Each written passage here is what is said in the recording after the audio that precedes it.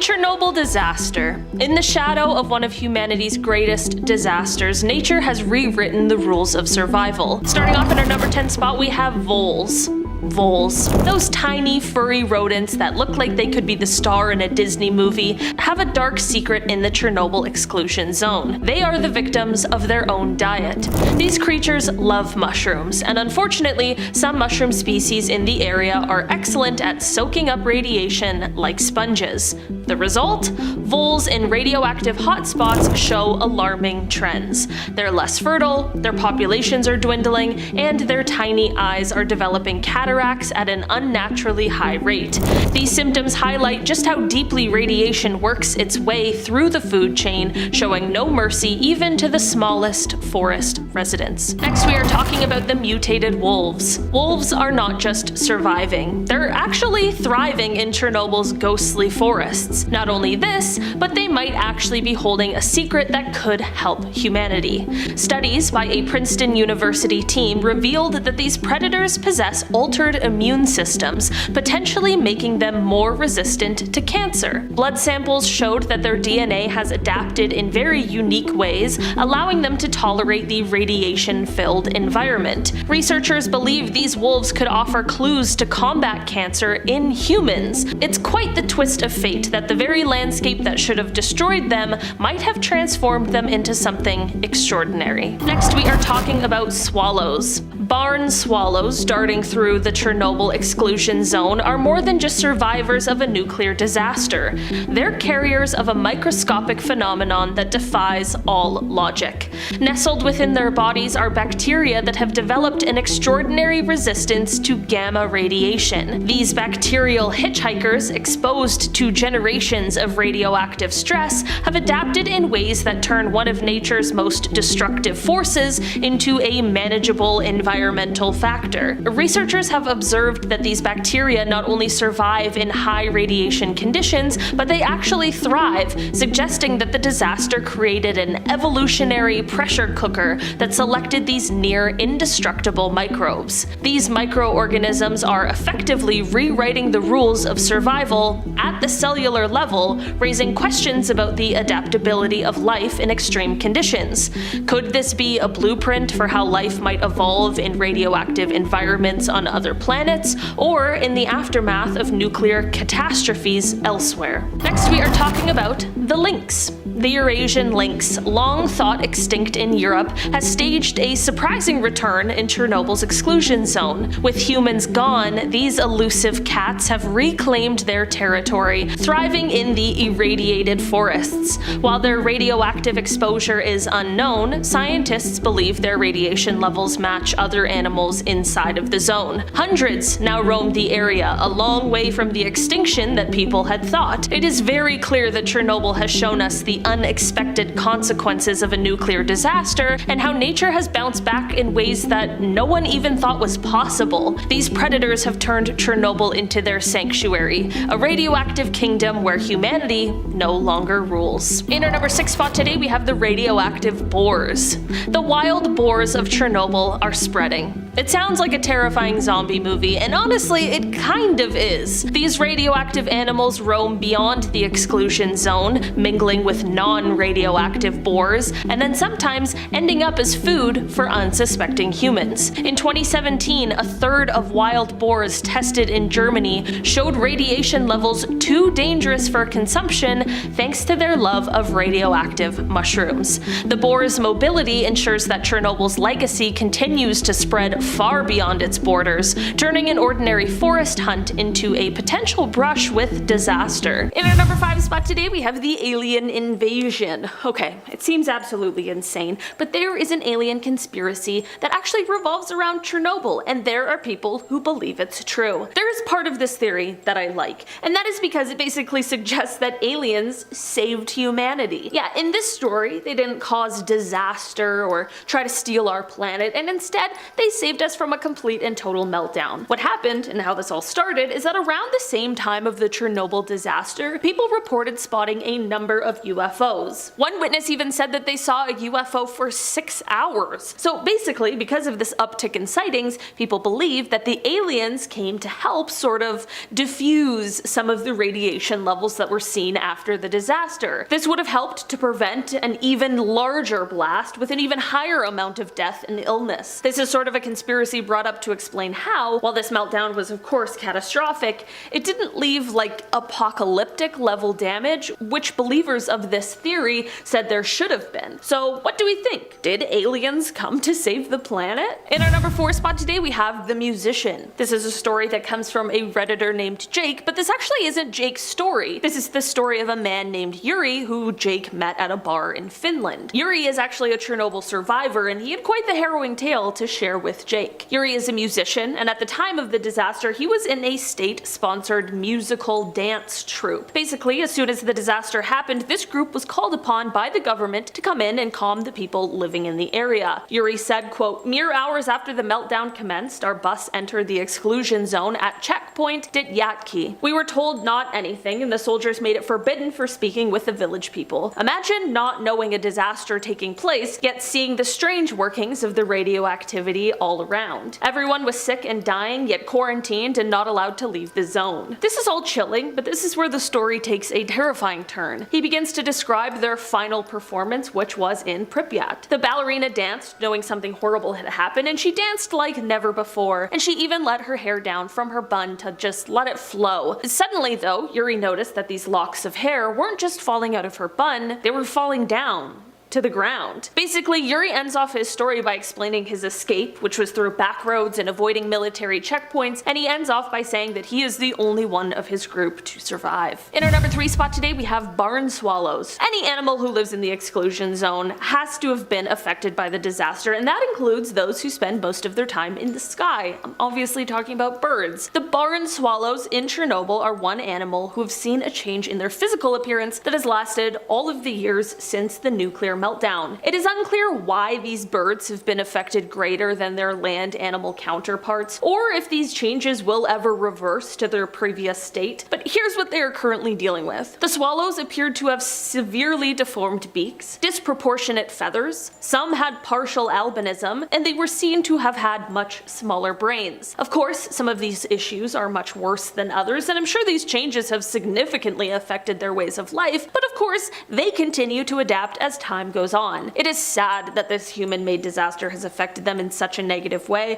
but the fact that they are still around really shows their adaptability and their resilience. In our number 2 spot today we have the Chernobyl zombies. This little legend that comes from within the exclusion zone claims that after the Chernobyl disaster, we of course know that unfortunately people lost their lives, but what happened if those who did then became the undead? We're obviously talking about zombies here. There are plenty of legends that suggest the exclusion zone isn't dangerous and off limits because of the toxic radiation, but actually because there are brain-eating zombies wandering the area. I mean, I personally have never received a lethal dose of radiation, so I cannot confirm nor deny that this would turn one into a zombie, but I'm gonna go ahead and call this one most likely fake. I mean, at least I am really hoping it is. We're dealing with enough as a society. We don't need zombies on the list. This little legend can most likely be attributed to a video game that takes place in the exclusion zone, but it certainly is not based on any real life facts, at least that we know of. Finally, in our number 1 spot today we have The Stalkers. Speaking of that video game, which is called Stalker, it might have inspired the tales of the zombies, but it also apparently has inspired some to try and sneak into the exclusion zone themselves. This popular game set in the zone has made some people try and sneak into it themselves in real life in order to live out the game.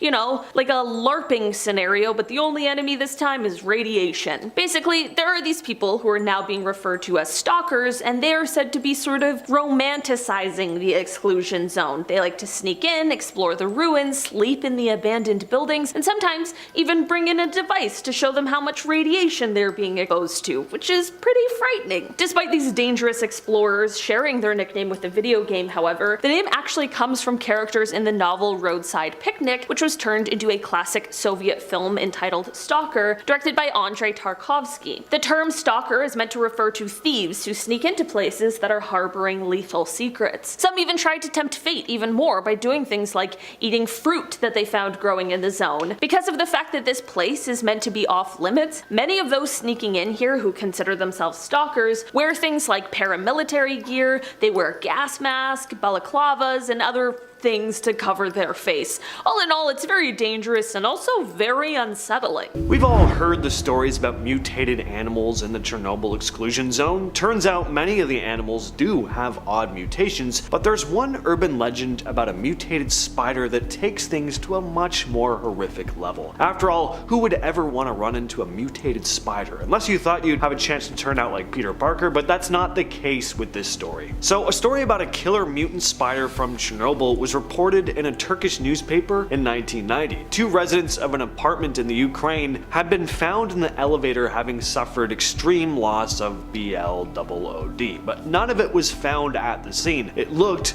like it had been sucked out of them, as there were also 2 puncture wounds on their necks. People started to whisper tales about vampires stalking the building, and some residents got so scared that they avoided using the elevators completely. Then 2 detectives investigated. On the 3rd day of their investigation, the detectives were riding the elevator when it came to an abrupt stop between the 5th and 6th floors. Then the lights went out. Now at first they weren't too worried. The elevator was known to be pretty janky at times, but when they started hearing an ominous clicking noise coming from above their heads, they froze. What was this? Was it the predator? They removed one of the roof panels and shone their flashlights, only to see a foot-long black shape moving towards them. Suddenly it was on top of one of the detectives. His partner fired at it. When backup arrived, they found the detective cowering in a corner, a mutated spider across from him. When police explored the rest of the elevator shaft, they found the thing had laid eggs, which they burnt to a crisp with flamethrowers. Many people believe these monstrous spiders were born out of the Chernobyl disaster caused by radiation exposure that altered their genes. Were aliens involved in the Chernobyl disaster? Well, there's a conspiracy that says they very well may have been, but not in the way you're probably thinking. Instead of being blamed for the meltdown itself, extraterrestrial beings are rumored to have actually helped prevent an even worse catastrophe. The theory goes that when the disaster happened, aliens may have intervened to help contain the situation. Now, what is this actually based on? Well, nothing. One eyewitness, Mikhail Varitsky, reported seeing a strange fiery ball of light hovering above the reactor during the night of the accident. He described it as a glowing orb that hung in the air for a few minutes. In his exact words, "I and other people from my team went to the site of the blast at night. We saw a ball of fire and it was slowly flying in the sky. I think the ball was 6 or 8 meters in diameter. Then we saw 2 rays of crimson light stretching towards the 4th unit. The object was some 300 meters from the reactor. The event lasted for about 3 minutes.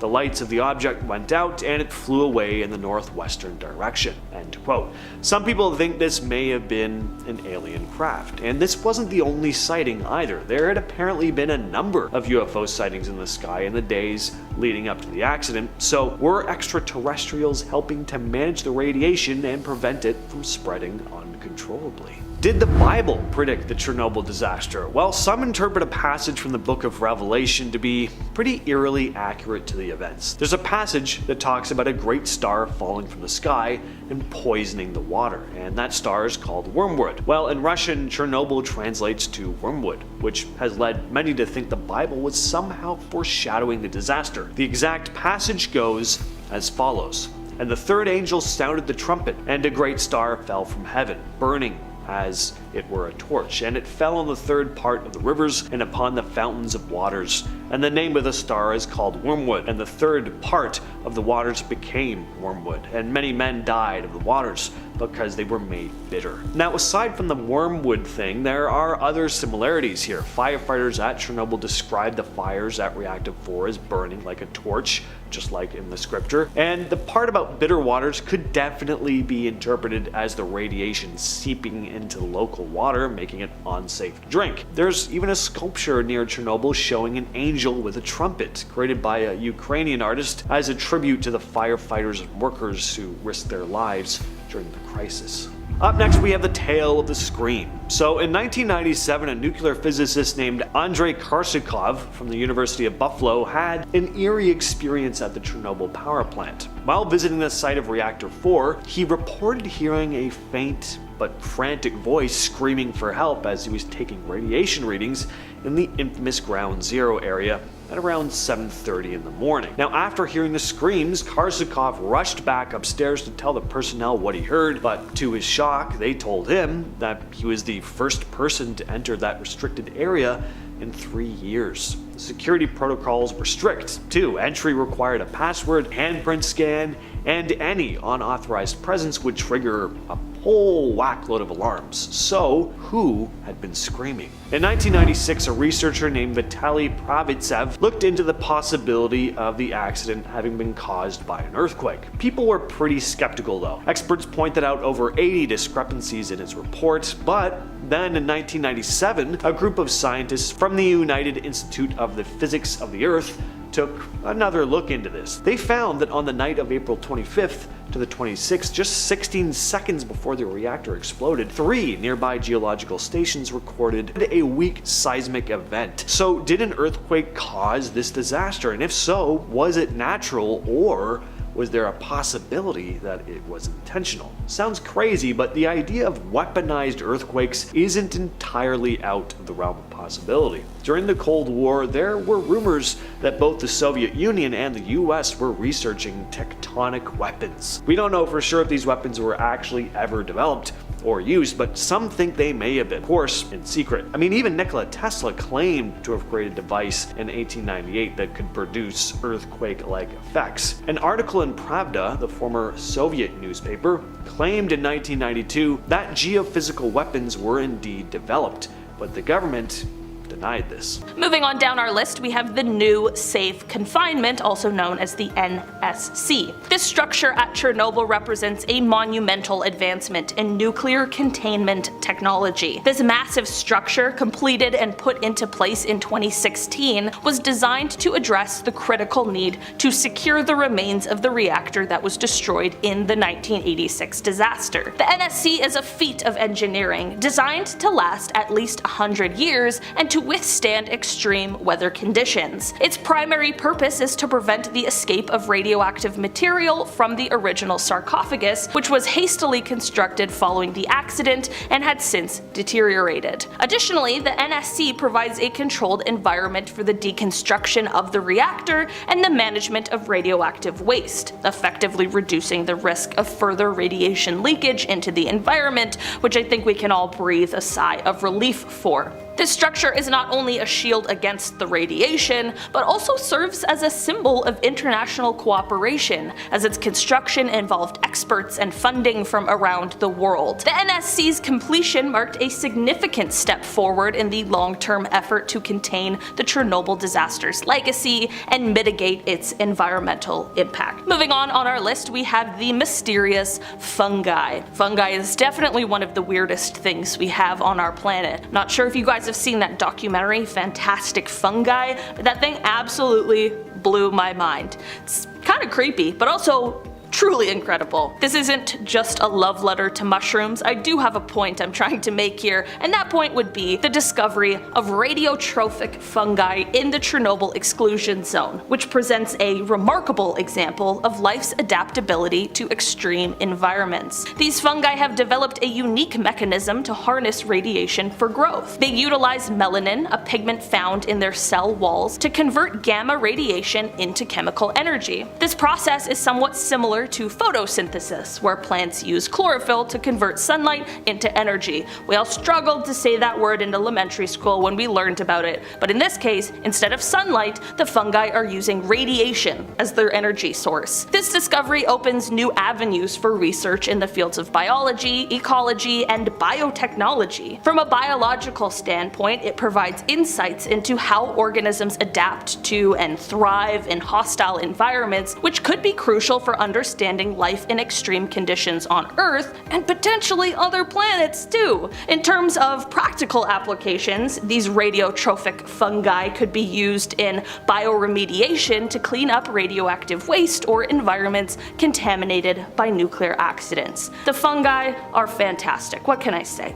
Next up on our list we have the government cover-up theory. What's a good list without a little government conspiracy, you know what I mean? After the release of the incredible HBO show Chernobyl, which if you haven't seen it, it is a must watch. I'm looking at you, Taylor. Truly such a good show, very unsettling. After the show's release, the Russian government released a statement saying that the show was actually anti-Soviet Union propaganda and that they would be releasing their own Chernobyl show, which would detail how the CIA was actually the cause for the original nuclear disaster. Rumor has it that the CIA sabotaged something which caused the reactor to melt down, and the whole thing was actually America's fault. I have no way of either proving or disproving this theory or legend, but I think it's probably safe to say that someone here isn't telling the truth. I'll let you decide for yourself. And finally, rounding out our list today, we have the alien cleanup. Okay, just one more bizarre theory. There's always gotta be an alien story to keep things interesting and to add to the list of questions we have for extraterrestrials when we hopefully eventually find them. Rather than the aliens causing the disaster, which might be where your mind went, instead this legend suggests that they helped in the aftermath. Apparently, some people out there think that the Chernobyl disaster wasn't as bad as it should have been. I don't think they mean it in as bad of a way as that sounds, but rather that they are surprised that the amount of people who passed in the disaster wasn't higher considering how bad the whole ordeal actually was. This coupled with an apparent eyewitness account from a man named Mikhail Veritsky who claimed he saw a fiery ball of light hovering for a few minutes above the exposed reactor on the night of the incident has led people to speculate that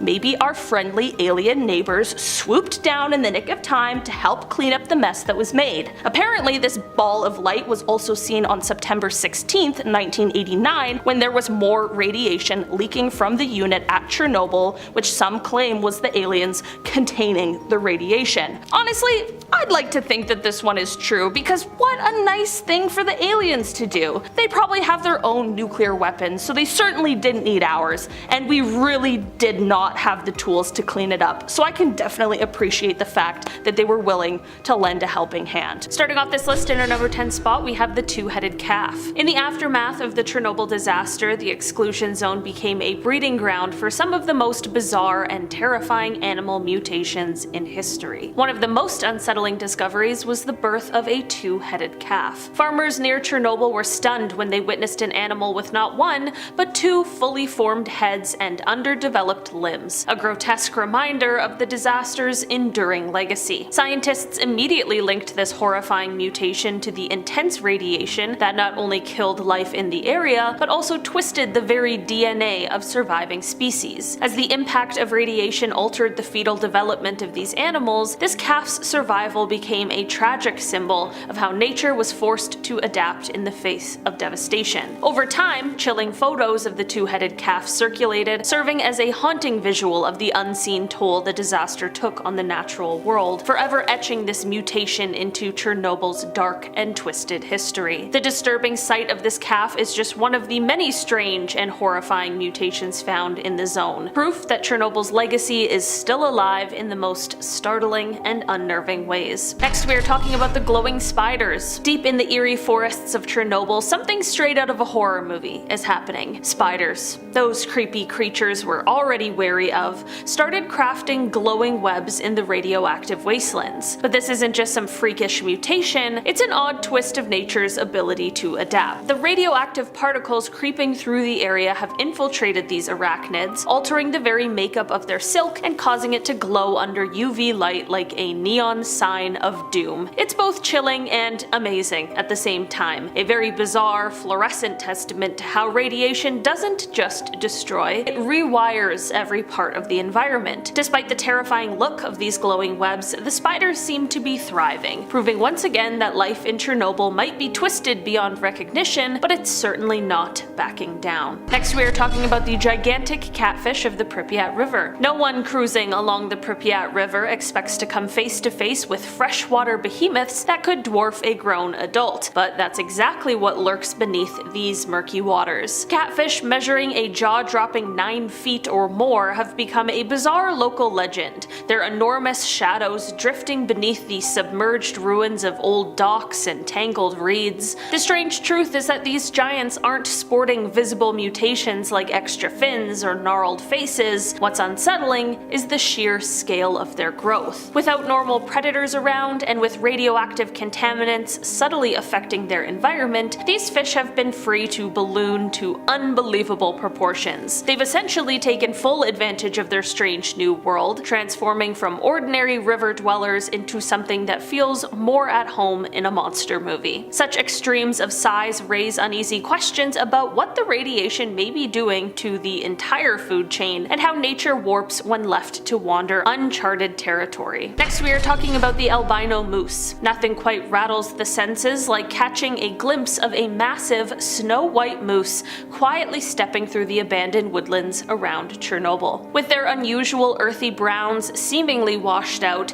these pale giants cut ghostly silhouettes against broken fences and crumbling buildings. Scientists believe this unnatural albinism is directly tied to radiation tinkering with the genes that produce skin and fur pigment. What makes these eerie creatures so unsettling is how easily they blend into the Fallout's strange new normal. Towering figures that have adapted to become haunting, colorless symbols of the region's invisible scars. Each measured step through the underbrush feels like a chilling reminder that even the toughest inhabitants of this land have been reshaped in ways that defy both logic and expectation. Next, we are talking about the birds with deformed beaks. There is something deeply unsettling about watching a tiny swallow struggle to pick up the simplest seed because its beak curves at an impossible angle. In Chernobyl's exclusion zone, researchers have reported sparrows and swallows sporting twisted, elongated beaks that look more like poorly bent wire than a sleek feeding tool. These deformities aren't just cosmetic, they can make it nearly impossible for birds to gather enough food, threatening their chances of survival. Scientists link these bizarre changes to genetic damages from lingering radiation, the same invisible force that's quietly reshaping the area's entire ecosystem. These deformed beaks aren't just a tragedy for the birds themselves, but a glaring symbol of how nature, when exposed to something as catastrophic as nuclear fallout, veers down a path it's not supposed to follow. Not everything in Chernobyl shrank or mutated into weird broken shapes. Some plants actually grew bigger. Certain species of moss, mushrooms, and ferns in the exclusion zone started showing signs of gigantism after the disaster. According to the Journal of Environmental Radioactivity, radiation seems to have messed with the genes that control how these plants grow. Instead of growing normally, some plants ended up with these oversized leaves or unusually thick stems. It's believed that the radiation disrupted the normal signals that tell plants when to stop growing, leading to these bizarre, almost monster-like versions. In some parts of the Red Forest, ferns grew much larger than expected, and certain mushrooms popped up freakishly big. Scientists think this is because mutations either removed natural growth limits or somehow activated dormant genetic traits. Of course, just because a plant is bigger though doesn't mean it's healthier. A lot of these oversized plants had heavy radioactive contamination. Research has shown that birds living in the most radioactive areas around Chernobyl had brains that were about 15% smaller than birds from clean areas. Researchers think that radiation exposure during development damaged cells in their brain, either killing them off or stopping them from forming properly. They found that younger birds had it worse than adults, meaning that radiation was having a serious effect during the earliest stages of life. And those birds with smaller brains, unsurprisingly, had lower survival rates. What you're looking at here is the only known photograph of a creature known as the blackbird of Chernobyl. In early April of 1986, people living around the Chernobyl nuclear power plant started reporting something strange. Witnesses described seeing this huge, dark creature, like a man, but without a head. It had massive wings and glowing red eyes. Locals started calling it the Blackbird of Chernobyl. Sightings of this thing kept piling up, right up until the morning of April 26th, when Reactor 4 exploded. That disaster unleashed a radioactive cloud that spread across parts of the Soviet Union, Europe, and North America. The area around Chernobyl was just devastated. Over 300,000 people had to evacuate, still considered the worst nuclear accident in human history. In the chaos after the explosion, though, Soviet helicopters dumped sand, lead, and other materials onto the burning reactor, trying to smother the fire. Firefighters, not realizing they were dealing with a radioactive inferno, rushed in, often without proper protection. A lot of them would die soon after the radiation poisoning, including Lieutenant Vladimir Pravik, who passed away just weeks later. But some of those firefighters who survived long enough to talk, well, they reported seeing this massive, dark, winged creature flying through the radioactive smoke above Reactor 4. After the meltdown, sightings of the Blackbird stopped completely. Some people believe that the Blackbird of Chernobyl was the same kind of entity as the Mothman, the creature seen in Point Pleasant, West Virginia, before the Silver Bridge collapsed in 1967. Both creatures had similar appearances, giant wings, red eyes, and in both cases, there were also reports of nightmares and strange, threatening phone calls before disaster struck. Another theory is that people might have actually been seeing a black stork, but the black stork only has a 6-foot wingspan, not 20. And that bird doesn't explain the terrifying dreams and phone calls that witnesses talked about. Whatever the Blackbird really was, though, it hasn't been seen again since Chernobyl. Whether it's a warning, a bad omen, or just mass hysteria, no one really knows. But if it ever shows up again, history says something very bad might not be far behind. The elephant's foot is one of the most disturbing remnants of the Chernobyl disaster. It's a large mass of graphite and concrete that formed underneath reactor number 4 after the explosion. When the reactor melted down, the materials that were inside started to mix and solidify, creating this massive, oddly shaped toxic lump. It got its name because from a distance, it kind of looks like an elephant's foot with large bulbous structures sticking out. The problem with this thing was that it emitted terrifying amounts of radiation right after the explosion. In fact, at the time, it was one of the most radioactive spots on planet Earth. People working to clean it up or get closer to it received lethal doses of radiation just by being near. In the years following the disaster, it became clear that the elephant's foot wasn't just dangerous for people who were close by, though. It also had an ongoing impact on the environment. The radiation affected the soil, air, and water, and it made cleanup operations even more difficult. For decades, scientists have been worried about how much more radiation might still be leaking from it. One of the most disturbing medical effects from the Chernobyl disaster is a condition known as the Chernobyl heart. It's a congenital heart defect that's been found in people born after the disaster, and it's believed to be caused by the radiation exposure that their mothers experienced while pregnant. The condition causes the heart to develop abnormally, which of course causes a long list of problems, including heart failure, and unfortunately the number of youngsters born with this condition is believed to be much higher than originally reported, and the full extent of it is still not fully understood. A lot of them were born to parents who were exposed to radiation during the aftermath of the explosion, but it wasn't just the immediate survivors of the disaster that were affected. It's also the generations that followed, and it's not just the heart that's impacted either. Other birth defects, cancers, developmental issues, all been linked to the radiation, and some scientists worry that this is just the tip of the iceberg. The death zone around Chernobyl, also known as the Exclusion zone, is a 30-kilometer radius surrounding the site of the explosion. After the disaster, the area was deemed uninhabitable because of the extremely high levels of radiation. People living within this zone were evacuated, and the area has remained largely off limits ever since. Even today, it's not entirely safe to enter the zone. Some parts have been deemed safe enough for tourists to visit, but there are still areas where radiation levels are high enough to cause serious health risks. One of the most unsettling things about the death zone is how nature has taken over. Wildlife has returned to the area, and some species like wolves and wild boar are surviving in a landscape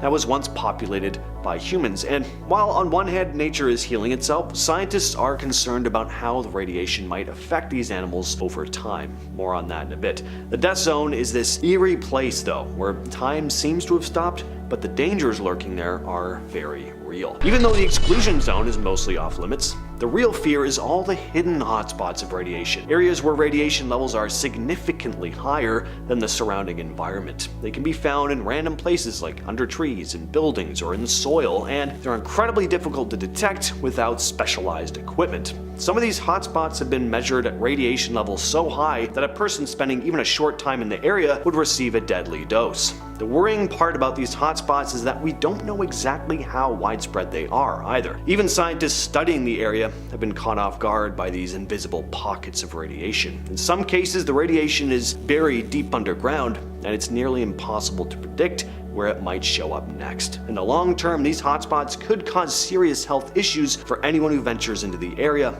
even if avoiding the exclusion zone. See, one of the scariest things about radiation is that it's invisible. You can't see it, smell it, or taste it, and it can seep into the environment in ways that are hard to track. When the Chernobyl reactor exploded, radiation was released into the atmosphere and spread over large areas of Europe. While we know that radiation has a very real dangerous effect on human health, the real fear is how it can stay hidden in the environment. It's in the soil, the water, even the air, and you might not even know you're being exposed to it until it's too late. Today, certain crops in areas surrounding the exclusion zone still have radioactive traces. Scientists worry that it could affect the food supply for generations. It's not just the immediate aftermath of the explosion that's dangerous, it's the long-term, ongoing exposure to low-level radiation that's still having an impact. Alright, we've all heard about the mutated animals in Pripyat, so let's talk about some specific ones like the dogs. A recent study was done to see if there were differences between the wild dogs living close to the Chernobyl power plant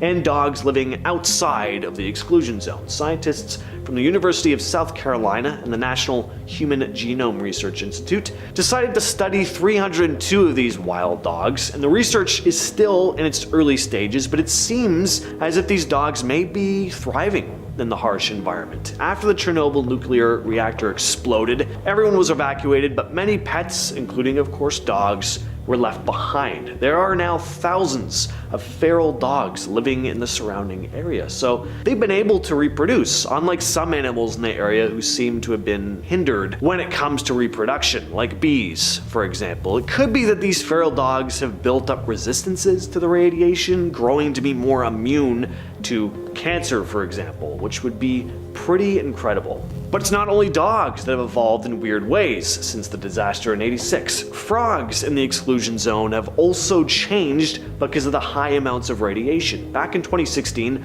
Pablo Barraco and German Orizuela, two Spanish researchers who were looking into the environmental changes in Pripyat, made an odd discovery: black frogs. Now, a black frog on its own isn't all that strange. There are plenty of frogs that are dark in color, but the Hyla orientalis tree frog, typically found in the area, is a bright shade of green, or at least they were before the radiation in the area seemed to change them. So why are the frogs in this radiated zone darker in color? Well, they've grown to adapt. These frogs have more melanin, which means they're less likely to suffer cell damage from radiation exposure. Pretty amazing, like how quickly nature is able to grow and adapt even in the harshest conditions. Eventually, it just overcomes. Next up, we have another Reddit post I'm going to call Laughter in the Night. It was written by a now deleted user. Hey, fellow urban explorers, I've been meaning to share this experience from my recent trip to Chernobyl. So me and a couple friends decided to venture into the heart of the exclusion zone. We had explored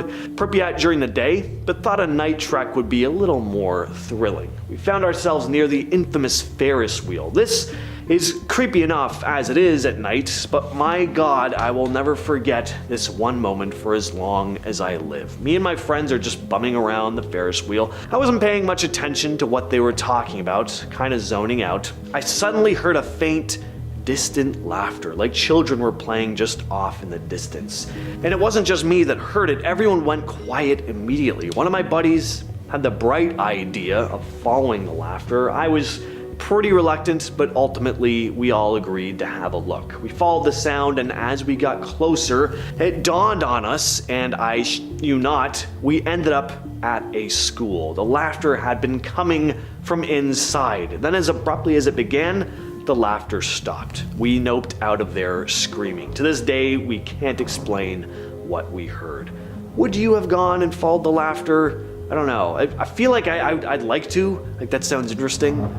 but I don't know. In the moment, I might have just left. I don't know. What do you guys think though? Let us know in the comments. All right, let's talk about the reported UFO sightings in the days leading up to the Chernobyl disaster. Turns out it wasn't just the ominous blackbird of Chernobyl that was seen just before Reactor 4 exploded, but unidentified flying objects as well. So what could this mean? Well, your gut instinct might be that if these unidentified objects were indeed alien crafts, that maybe they played a part in setting off the disaster, that they wanted to cause humanity harm for whatever reason. But that's not the popular theory. Might make you feel a lot better to think of it in a different way, that these supposed aliens weren't out to cause us harm, but to actually help mitigate the disaster in some way. There's a theory that these aliens may have reduced the severity of the radiation and that something that could have been far worse was contained to one area. What's interesting is that this isn't the only time UFOs have been spotted around nuclear disasters. A series of UFOs were spotted in the days following the Fukushima nuclear disaster as well. So I don't know, this is pretty interesting. There could be something to this. Finally though, we have phantom radio signals. This refers to mysterious and unexplained radio transmissions that have been reported by urban explorers within the exclusion zone. These signals often appear on frequencies that should be silent or unused. Explorers equipped with radios have described hearing distorted voices and odd sounds that don't sound like typical radio noise, and some have even claimed to hear vague messages coming through these signals. A possible scientific explanation could be electromagnetic effects lingering from the nuclear disaster, but if you believe in the more paranormal side of things, it's said that these signals may be coming from entities who died in the disaster attempting to make contact through the radio. Starting off this list, in our number 10 spot, we have the Reactor visit. This is a story that was told by a nuclear physicist from New York, Andrei Karsukov, and he told this story after he visited Chernobyl in 1997. During this visit, he went to the power station around 7:30 a.m. and he went into what was left of reactor number 4. This is where the explosion occurred. He began to take some radiation level readings, but suddenly he began to hear someone scream. He said, quote, "I ran upstairs to tell someone, but they said that when I entered the reactor control room, I was the first person to open that door in 3 years, and the only way to get inside the old reactor is through the doors I came in through. If someone had gone inside the reactor when I was not looking, they would have tripped an alarm that goes off when the reactor door is opened mechanically. The reactor door requires a password and a handprint, yet someone or something was inside." Later that evening, as we were eating dinner outside the building by the river next to the plant, a floodlight turned on in the room of the installation. There was no way anyone could be inside. As we ate, we figured there was a power surge or something. Then, just as my colleague said that, the light turned off. Maybe the reactor itself is now haunted by the souls who lost their lives as a result of the meltdown. In our number 9 spot today, we have the Chernobyl ghosts. While you can visit certain parts of Chernobyl today that have been deemed safe, taking a trip may not be for everyone, or perhaps it's too far, or whatever 100 reasons there are for not visiting the site. But with the technology we have now, there's another way you can visit the site, and that is through trusty old Google Maps. Many internet people have walked through the streets of the exclusion zone, searching around, seeing what photos Google Maps holds. But with those virtual tours comes something that is absolutely terrifying people, and that is the apparent sightings of what is referred to as the ghosts of Chernobyl. People have reported seeing shadowy figures, sometimes even faces, in the abandoned buildings left in the exclusion zone, and I have to admit, some of the screenshots I've seen are pretty terrifying. Do you believe these are real ghosts caught on camera, or is it just a legend like many of the other things on today's list? In our number 8 spot today, we have the Blackbird. People in the district of the Ukraine that houses Chernobyl have told stories of sightings of the Blackbird for years, and it is perhaps the most well-known legend that comes from the area. The Blackbird is a human creature with wings and piercing red eyes, and it was apparently seen by workers at the Chernobyl plant on the fateful day of the nuclear disaster. After this, it was reported that anyone who had seen the bird would later report suffering from terrible nightmares and begin receiving threatening phone calls. Many of the people where the legend originates from, unfortunately, were at the center of the disaster and have since passed away from the radiation poisoning, so no one is sure if the Blackbird really is out there or not. The Blackbird is said to be a symbol of something terrible being afoot, so seeing it is definitely not a great thing to happen to a person. I think it's probably just another one to add to the list of reasons why maybe a Chernobyl visit isn't the best idea. I don't know, okay? It's for your health. In our number 7 spot today, we have the government cover-up. Of course, a disaster like this is going to get some government conspiracies swirling around it, and this little ditty suggests that the Chernobyl disaster was actually conducted by the Soviet government due to the failure of a new, at the time, huge missile defense radio structure called Duga-3. This structure, that actually exists in real life, is suspected of having been wildly over budget, and it was the source of many complaints after it was built. The systems were extremely powerful and broadcast in shortwave radio bands. They would appear without warning and sounded like a sharp, repetitive tapping noise, and they would disrupt things like legitimate broadcasts, amateur radio, commercial aviation communications, and utility transmissions, which all led to there being international complaints, and at the time, people didn't know what it was. This strange noise actually would go on to gain the tower the nickname Woodpecker for an idea of what the sound sounded like. Because of the fact that people didn't know where this sound was coming from, it led them to think that this signal was actually being used for things such as Soviet mind control or weather control experiments. So the story suggests that in order to eliminate it, the nearby Chernobyl facility was allowed to go into meltdown. It seems like they probably could have done something much less lethal and much less damaging, so I'm not exactly sure how true this one could possibly be, but there are definitely people out there who believe it. In our number 6 spot today, we have the spiders. The spiders that are residing within the exclusion zone are, of course, radioactive, but it's not only the spiders that are now dangerous to touch, it's also their webs. Spiders in Chernobyl are literally making radioactive webs, which is the stuff straight out of a comic book. These radioactive webs are also being woven in much different ways than they once were, which would suggest, of course, some sort of genetic mutation is at play. Spiders were already a creature I'd like to stay far away from. I feel just like tingly talking about them, but radioactive spiders adds a whole new level. Not only are the spiders now dangerous for non-radioactive animals to touch, but walking through their web is equally as dangerous to those who aren't thriving in the radiation. So not only do you have to watch out for regular old radioactive material, but now also get the never-ending construction of radioactive webs. That's amazing. It's so great. At our number 5 spot and halfway mark, we have the eagles. The lynx isn't the only one making a huge comeback. The mighty white-tailed eagles, endangered across much of Europe, are making quite the appearance in Chernobyl. These birds, perched atop abandoned watchtowers, add to the ghostly atmosphere of the exclusion zone. While their populations are growing, which is great, they are not immune to radiation's effects. Researchers have found tumors, beak deformities, and lower fertility rates in some of the zone's 249 bird species. Yet, the eagles still continue to flourish, reclaiming a land stripped of human interference, but still full of invisible dangers. Next, we are talking about mutated spiders. Spiders are bad enough when they're normal. Mutated spiders are the stuff of nightmares. The spiders of Chernobyl's Red Forest are spinning webs that seem straight out of a horror movie.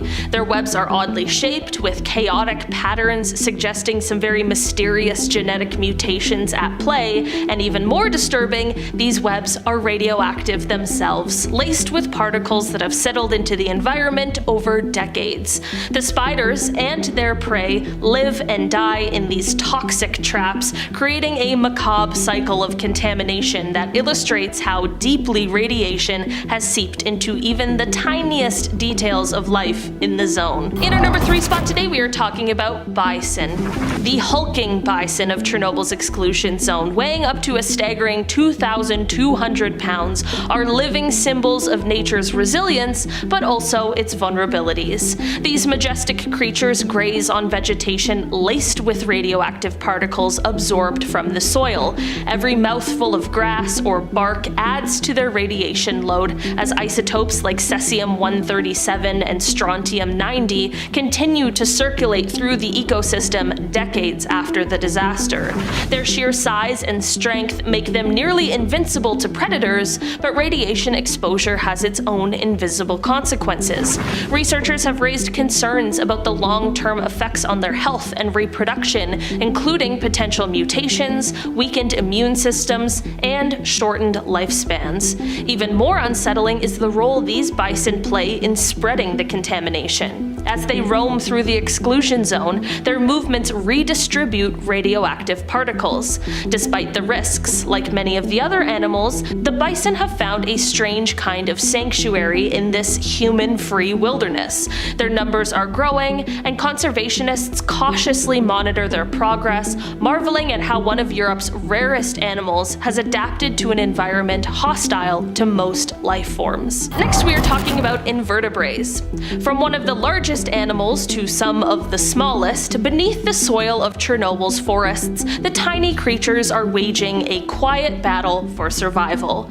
Populations of bumblebees, butterflies, and grasshoppers have plummeted in areas with high radiation. The radioactive soil, saturated with cesium-137 and strontium-90, interferes with their ability to lay viable eggs, cutting off future generations. These losses ripple up the food chain, affecting everything from birds to small mammals. Invertebrates' decline is a reminder that radiation's most devastating impacts often begin with the smallest players in an ecosystem. And finally, to end off this list, in our number 1 spot, we are talking about fungi. For this one, we are heading right inside the heart of the reactor itself, the place where this all really started. Deep within the reactor's ruins, black fungi cling to life on the walls of the destroyed core itself. Species like Cryptococcus neoformans and Cladosporium don't just survive radiation, they actually use it as an energy source. Researchers have discovered that these fungi contain melanin,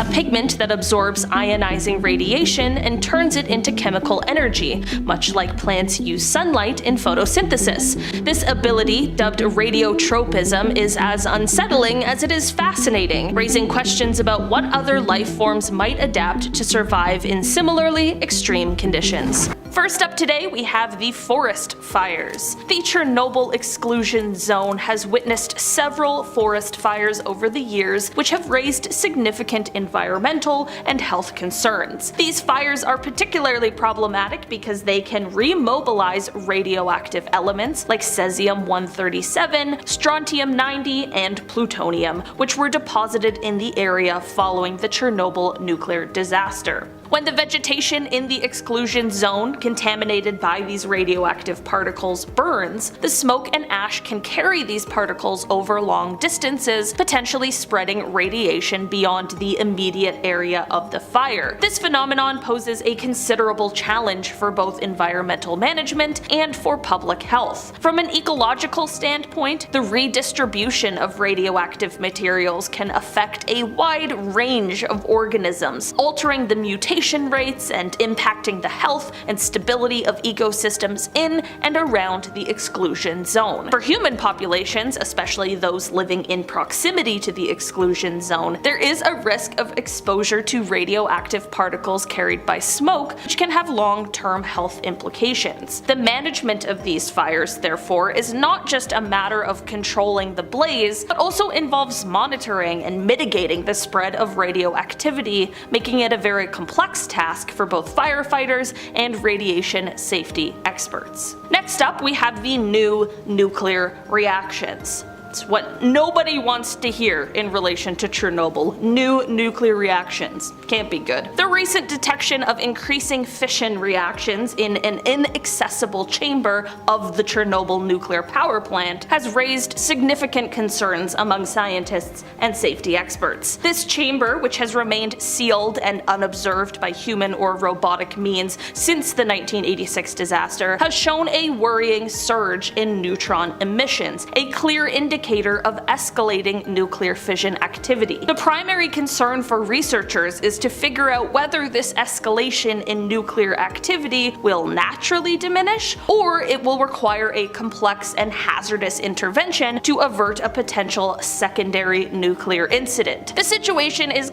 kind of similar to smoldering embers in a barbecue pit, a metaphor illustrating that while it doesn't pose an immediate explosive threat, it is an active problem that definitely requires ongoing supervision. The implications of this development are terrifying, as it highlights the long-term complexities and unpredictable nature of nuclear disaster aftermaths. This just goes to show how the aftermath of the Chernobyl disaster continues to teach us and captivate us even decades later. Speaking of how Chernobyl continues to teach us more about the effects of nuclear disaster and radioactivity, next up on our list we have the radiation research. Ongoing research in the Chernobyl exclusion zone has significantly advanced our understanding of radiation's long-term ecological and biological impacts. Scientists have been studying the mutation rates in various species of flora and fauna within the zone, providing data on how radiation affects living organisms at the genetic level. These mutations, ranging from subtle genetic changes to visible deformities, offers insight into the mechanisms of radiation-induced damage. Researchers are also exploring how these genetic changes might affect population dynamics, species interactions, and overall ecosystem health. The area has become a unique natural laboratory for studying the ecological impacts of radiation, allowing scientists to observe the recovery processes in ecosystems subjected to high radiation levels. This research not only sheds light on the resilience and adaptability of nature, but also informs future strategies for managing contaminated environments and assessing the environmental risks associated with nuclear accidents.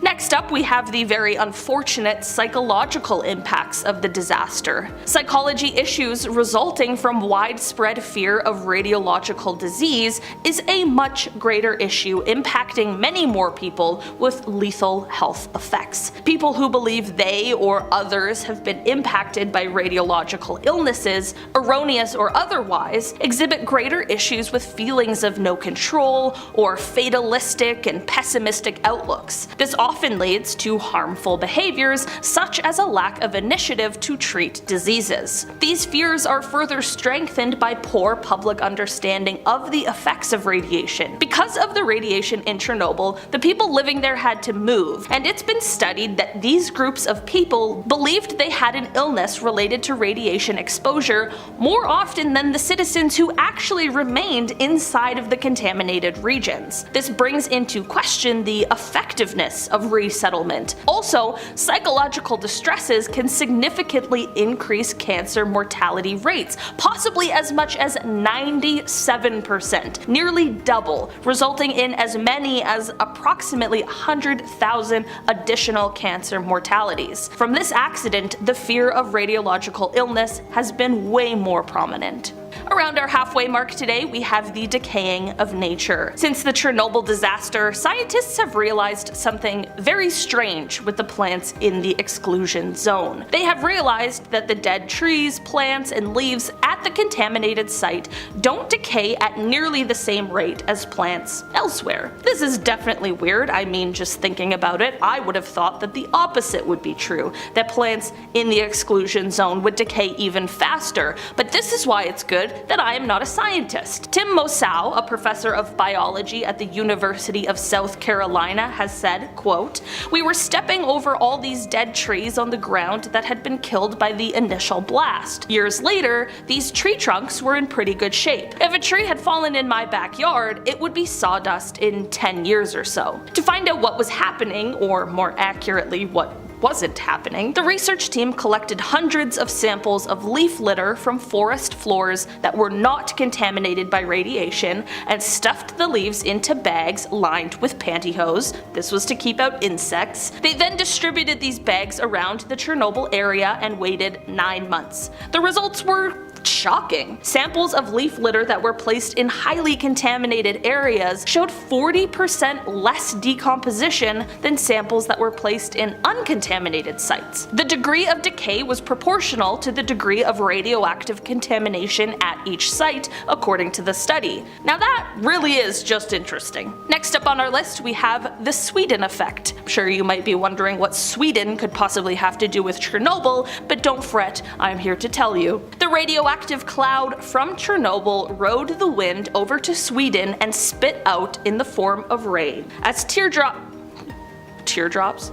Somebody's really crying. As raindrops landed, so did radiation, especially in parts of north and central Sweden. Keeping food from getting contaminated was an issue in some places. Northern Sweden absorbed a whole 5% of the radioactive cesium-137 that Chernobyl released into the air. Atoms of it wound up in the lichen that reindeer graze on. That same year, after the farmers' meat harvesting season, it was discovered that almost 80% of the Swedish reindeer meat was too contaminated for sale. 80%! That's so much! Reindeer farmers had to change their practices, harvesting their meat earlier in the year before the animals had a chance to eat the contaminated moss. Because of this contamination, the Swedish authorities actually ended up raising the limit for permissible radiation in game, freshwater fish, wild berries, and mushrooms, based on their view that these foods made up only a little bit of the Swedish diet. Even to this day, a small portion of reindeer can't be sold because they have too much of the radioactive element. Now, right next to the Chernobyl plant is a place called the Red Forest, and it got that name for a pretty grim reason. When Reactor 4 exploded, it sent a radioactive cloud directly over this patch of forest, and within hours, the pine trees turned a weird rust red color. Basically, they died almost instantly from radiation exposure. That entire section of forest just collapsed. But over the years, new trees started growing again. Not quite like before though. Scientists have found trees with bizarre growth patterns. Some have twisted trunks, stunted branches, or grow at strange angles. A few have odd discolorations or split limbs that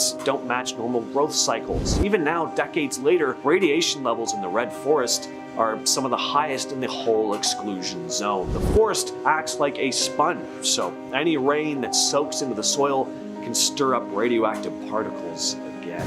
Now, beside the massive catfish in the cooling ponds near Chernobyl, smaller fish in the rivers and lakes around Pripyat have shown some pretty unsettling traits. Researchers have talked about fish with physical deformities like missing eyes, bulging growths coming out of them, or just oddly shaped in general. The radiation that poured into the nearby waterways didn't just disappear, it seeped into the water, settling in the silt and got into the food chain. Small aquatic creatures absorbed it, and the fish that ate them absorbed even more. That kind of exposure messes with how cells divide and grow, and that's how you end up with fish that look like Blinky from The Simpsons. And then there are all the issues you can't see with the naked eye. Some fish are born sterile, others just don't live as long as they should, but there are still plenty swimming around. The strange thing is that some species have adapted better than others. Mutations don't always kill them off right away, they just make the fish look off. So while they might not be glowing like in cartoons,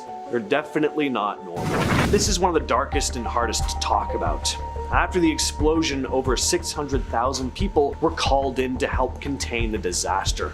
These weren't all volunteers. Many were soldiers, firefighters, and regular workers who didn't fully understand how dangerous the job was. They were called liquidators, and their job was to clean up the mess, build the sarcophagus over the reactor, and stop the radiation from spreading. There's tons of footage and photographs of these people working away in Chernobyl, completely unaware of how the radiation would affect them later on. A lot of them went in without proper protection too, some with just a cloth mask or nothing at all, and the effects were brutal. Radiation burns, organ failure, thyroid cancer, and in some cases death within mere days. Some liquidators were exposed to such high doses that their bodies literally started breaking down on a cellular level. Some survivors lived for years afterward, but a lot of them did deal with long-term health issues like tumors, birth defects in their children, bone diseases. There are stories of liquidators who ended up completely isolated, physically and emotionally wrecked from what they experienced. So when people talk about mutations, it's not just fish and frogs, it's human lives that were permanently altered. After the Chernobyl disaster, everyone had to evacuate. Of course, that meant most pets, especially dogs, got left behind. While in the decades since, those abandoned pets have multiplied into entire packs of wild dogs living in and around the exclusion zone. A recent study from the University of South Carolina and the National Human Genome Research Institute looked into 302 of these dogs. The goal is to see how radiation may have affected them over generations, and it turns out out that these dogs aren't just surviving, they might actually be doing pretty well. Unlike bees and some other animals that seem to struggle with reproduction in the area, the dogs are doing just fine. They're reproducing normally, raising litters, roaming free. Scientists believe they may have developed some kind of resistance to the radiation. There's even early evidence showing they're less prone to cancer. Now, we're not saying they're invincible, obviously, but if these dogs really have adapted to these high levels of radiation, that could mean their biology is changing to handle one of the deadliest threats on Earth. It's still early days in the research, but it's enough to make you stop and think. Somehow, these animals have managed to carve out a life in one of the most hostile places on the planet, and that is pretty nuts. If you want straight up visible proof of mutation from Chernobyl, check out the firebugs. These little red and black bugs are normally easy to spot because they have a really distinct pattern. But in the exclusion zone, researchers started finding ones that looked all kinds of messed up. Patterns were totally off. Some bugs had their markings in the wrong spots, others were missing parts altogether. Scientists Timothy Mousseau and Anders Moller actually did a study and found that the bugs living closer to the reactor were way more likely to have these deformities. They photographed tons of them and compared them to firebugs from outside the zone, and yeah, the difference is obvious. It's not the most dramatic mutation you'll ever see, but it's one of the clearest cases that got caught on camera. After the Chernobyl disaster, one of the first obvious signs of mutation was in the local bird populations. Researchers started noticing barn swallows with bright white patches, a condition called partial albinism, which is rare under normal circumstances. And along with the odd coloring though, some birds had twisted beaks, deformed toes, and strangely shaped tail feathers. These weren't just small defects either. Some of the beak deformities made it almost impossible for the birds to feed properly. According to studies published in journals like Biological Conservation, these mutations were especially common within the highly contaminated areas closest to the reactor. The bird survival rates were much lower than normal too. A lot of the albino swallows didn't make it through their first year. Scientists figure the radiation damaged their DNA, leading to these visible abnormalities. Interestingly, the frequency of these mutations actually gives researchers clues about how dangerous certain areas still are today. High numbers of mutated swallows usually means higher residual radiation levels. Even now, generations later, you could still find birds around Chernobyl with unusual markings or growth defects. Inside Chernobyl, scientists discovered something totally unexpected. Some species of fungi show a phenomenon called radiotropism, where instead of growing toward light like normal plants, these fungi actually grow toward radioactive material. According to research shared by the National Institutes of Health, these fungi use melanin, the same pigment that gives human skin its color, to absorb radiation and turn it into energy. Almost like photosynthesis, but instead of using sunlight, they're using deadly gamma rays. So not only can these fungi handle huge doses of radiation that would kill most living things, they actually prefer it. Samples were even brought up to the International Space Station to see how they would react to cosmic radiation, and again, they were just fine. One of the eeriest sights in Chernobyl is the Red Forest, a place where pine trees absorbed so much radiation that they turned rusty red before dying. But some trees didn't just die, they mutated. According to the BBC, researchers noticed that a lot of pine trees developed strange needles. Instead of fanning out like normal, their needles were clumped together in these thick, tangled bunches. In some cases, the trees looked almost like natural bonsai, stunted, twisted, sometimes missing their tops completely. Normally, pines grow in a clean, upward pointing shape, but radiation damage scrambled their growth patterns. Mutations affected how cells divided and how these trees structured their branches and leaves. Some trees stayed abnormally small even decades later, others grew in these chaotic, knotted shapes. Scientists say the Red Forest today is one of the most radioactive outdoor places on Earth, so it makes sense that the trees would be kinda messed up. While a lot of animals around Chernobyl died off after the meltdown, some species, like the bank vole, a small rodent, adapted pretty well. According to a study in Nature Communications, these rodents show clear signs of genetic damage. Their DNA has more breaks and mutations compared to voles living outside the zone. But instead of dying out, a lot of them have somehow developed to better repair their DNA. It's not that the radiation didn't mess them up, it absolutely did. Researchers just found evidence of abnormalities. What's crazy though is that these voles are still surviving in one of the most contaminated parts of the world. Some scientists think natural selection favored ones that could fix their damaged DNA better, allowing them to pass those traits on. Rotifers, microscopic animals that live in fresh water, have been studied in Chernobyl's contaminated ponds. According to Frontiers in Microbiology, researchers found that rotifers from the exclusion zone can survive much higher doses of radiation than ones outside it. Instead of just dying from DNA damage like you'd expect, these rotifers seem to have upgraded at a cellular level. They developed better systems of repairing their DNA, and possibly even in ways to protect it from radiation damage in the first place. Rotifers are already known for surviving crazy conditions like being frozen solid or dried out for years, but Chernobyl pushed them even further. These little guys adapted in a way that scientists are still trying to fully understand. And now, some researchers are looking into whether the rotifers' abilities could help humans or other animals deal with radiation better one day. Right after the Chernobyl explosion, researchers started noticing that insects were showing some changes. Beetles and grasshoppers with missing parts became pretty common.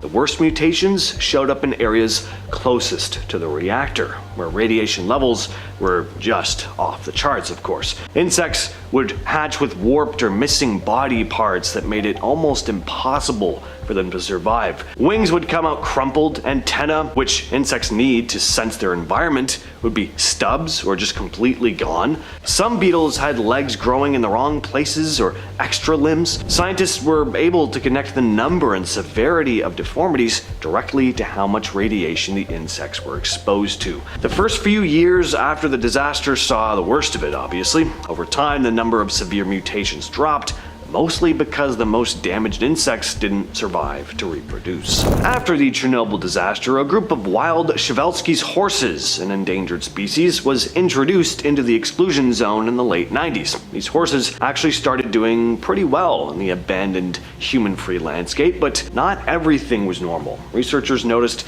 that some of the horses were being born with these strange physical defects, like shortened, scruffy manes and unusually stubby tails. The deformities weren't as extreme as some other animals, but there was still a lot of concern about whether radiation exposure had messed with the horse's development. Normally, Przewalski's horses have thick, upright manes and long tails, which help protect them from insects and the elements, but these Chernobyl ones looked rougher. There's still debate about whether the radiation is the direct cause or if it's more about poor nutrition in the contaminated environment, but either way, the odd physical changes were real. Next, we are talking about the black frogs. Out of all the strange and eerie changes in Chernobyl's exclusion zone, the sighting of pitch black frogs might be one of the most unsettling. Eastern tree frogs, once a vibrant green, now sport deep inky black skin, blending into the desolate landscape like shadows. This isn't just a freak accident, instead it's an eerie form of adaptation. Scientists believe that these frogs' dark skin acts as a natural shield, protecting them from the radiation still lingering in the soil and the air. By absorbing less harmful energy, their blackened color may give them a surprising survival edge in this nuclear-scarred environment. But while this adaptation could be seen as a victory for biology, it's also a reminder of just how deeply the forces of nature can alter life when pushed to the brink, forcing creatures to evolve in ways we can barely comprehend. In our number 4 spot today, we have the wolves with strange fur patterns. There's something jarring about locking eyes with a wolf whose coat looks as if it's been crudely repainted by nature's own shaky hand. Within Chernobyl's silent forests, some wolves now sport baffling fur patterns, patches that never grew back, odd stripes where there should be solid gray, and splotches splotches of color that defy any recognizable pattern. Scientists suspect that these peculiar coats hint at deeper, invisible changes within their DNA, possibly caused by the relentless radiation that seeped into every inch of their environment. What's truly surprising, though, is that the wolves aren't just surviving. They're actually thriving.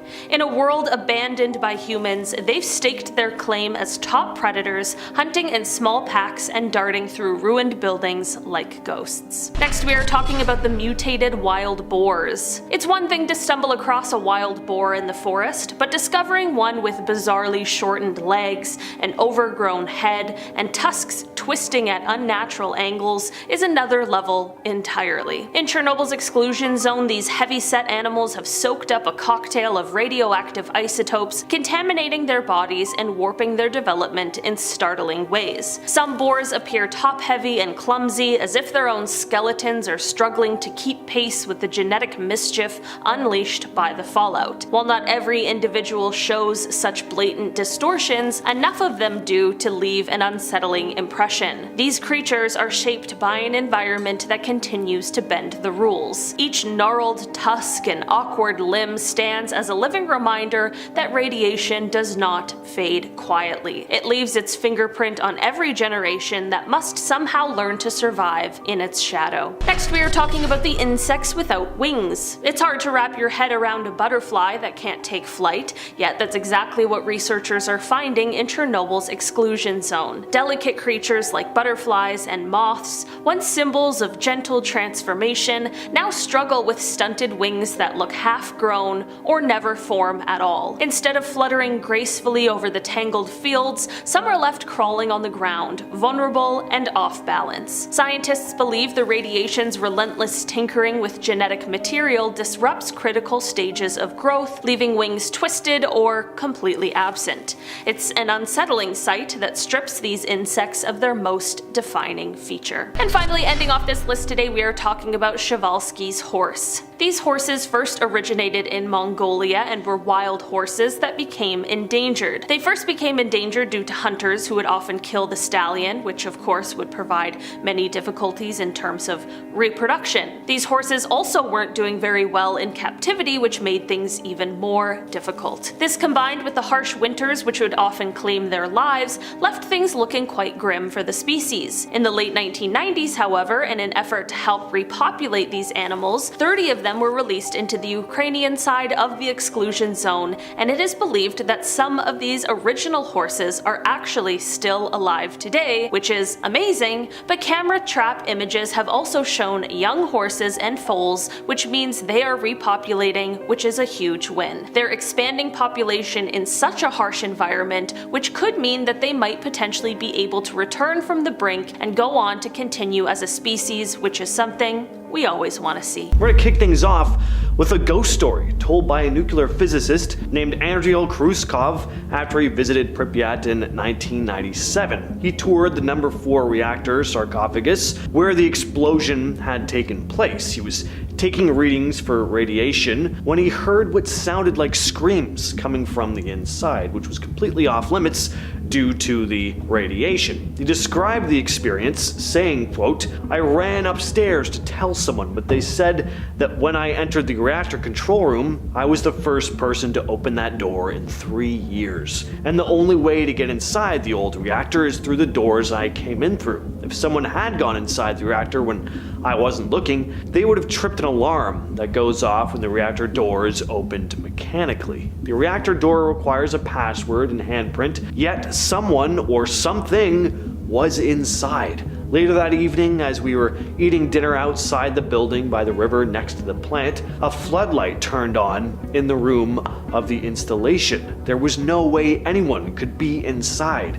As we ate, we figured there was a power surge or something. Then, just as my colleague said that, the light turned off." Next up is the Blackbird of Chernobyl. We've all heard of the Mothman before, who was spotted leading up to the collapsing of the Silver Bridge in West Virginia. Well, eerily, a very similar creature was said to be seen by several control room workers in the power plant just days before the explosion in 1986. A number of men reported seeing this massive, winged, shadowy creature with glowing red eyes flying over Chernobyl. After witnessing the creature, many of the men claimed to be plagued with horrible nightmares. Now, what makes this particular cryptid kind of frustrating is that there's not a lot of info on it. Unfortunately, most of the men who would have seen this thing died in the incident, so only vague stories have been passed on. It seems though that both the Mothman and the Blackbird showed up just before disaster struck as harbingers of doom, or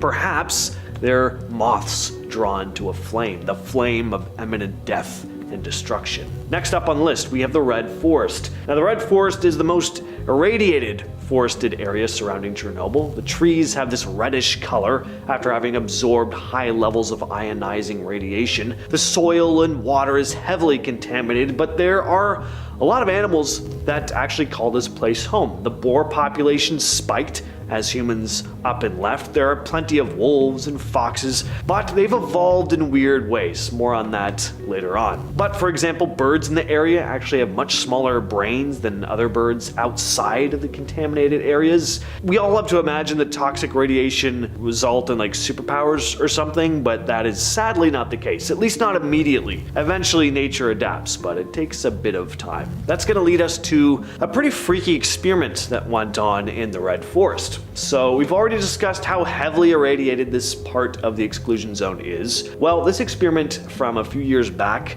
makes this abundantly clear. Scientists wanted to test how the radiation affected the insects, microbes, and fungi in the area that aid in decomposition. It seemed that the trees in the Red Forest that died right after the incident in 1986 weren't decaying properly. At the time these researchers were looking into it, it had been about 20 years since the incident, and fallen trees, which would typically be like sawdust and any other forest, were virtually unscathed. So the team of researchers, led by a biologist at the University of South Carolina, Columbia, named Timothy Massow, decided to do an experiment. They filled a bunch of mesh bags with leaves from a variety of trees in uncontaminated areas, then placed them throughout different areas of forest surrounding Chernobyl, some contaminated and some not. They returned after a year, they gathered up these bags, and they discovered that the leaves left in the most irradiated areas were virtually untouched, while leaves left in the uncontaminated areas were basically gone, having been recycled back into the soil by the healthy microbes and fungi.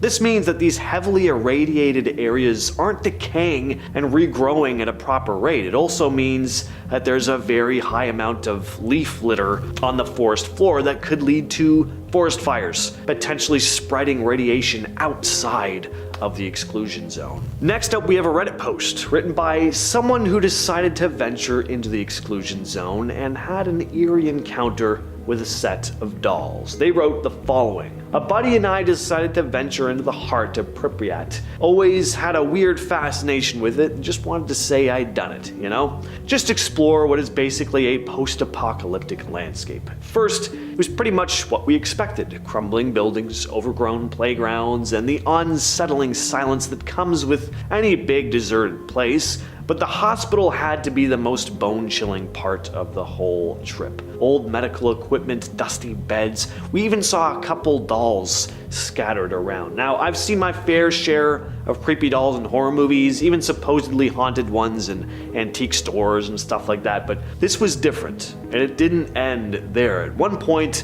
I swear we heard faint whispers coming from down the hallway. At first, we thought it was just the wind playing tricks on us, but the whispers started to get more distinct. Buddy joked that the dolls were trying to speak to us, and that's when I got this uncanny feeling. Not saying that was exactly what was going on, but I don't know, something just told me it was time to leave. But as we left the room, the whispers seemed to follow us. We couldn't shake the feeling that those dolls were watching us, their lifeless eyes piercing through us.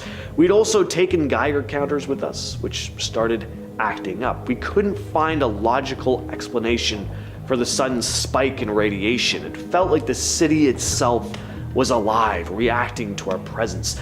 I can't quite put my finger on it, but something about that room and those dolls left us with such an uneasy feeling. And the health consequences of radiation exposure might not show up until years down the road. The liquidators were thousands of workers, soldiers, and volunteers who were sent in to help clean up the Chernobyl disaster in the weeks and months following the explosion. They were tasked with containing the radiation, decontaminating the area, and preventing further damage. These people were exposed to high levels of radiation and the effects were devastating. Some developed cancer, others suffered from organ damage, and a lot of them died in the years following the disaster. They were often given little to no protection from the radiation they were being exposed to. They were seen as disposable and sent in without proper safety gear or even adequate training. For years, their exposure to radiation was downplayed or just outright ignored. It wasn't until much later that the real extent of their suffering came to light. It's said that over 100,000 liquidators were exposed to harmful levels of radiation, and in the years since, a lot of them have developed serious health issues. The liquidators' story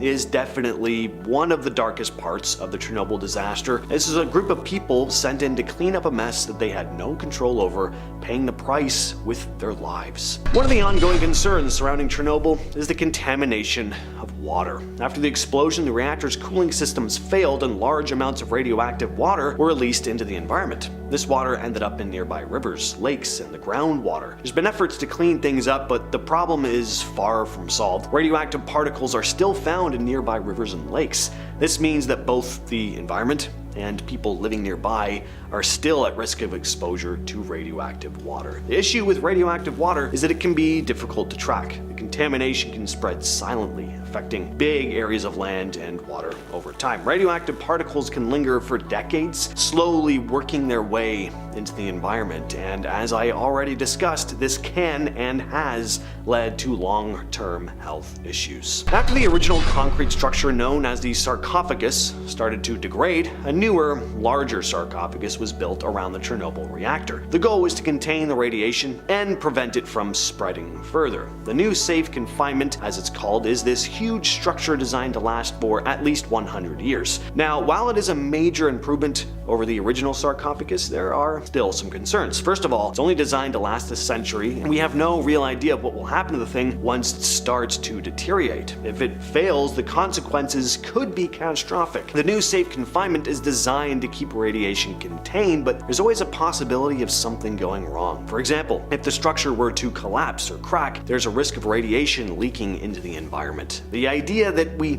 have to rely on this temporary fix for such a long-term problem is a bit unsettling. The wildlife around Chernobyl has actually been doing pretty well since humans have left, but there's a pretty disturbing side to that. A lot of the animals are showing signs of mutations.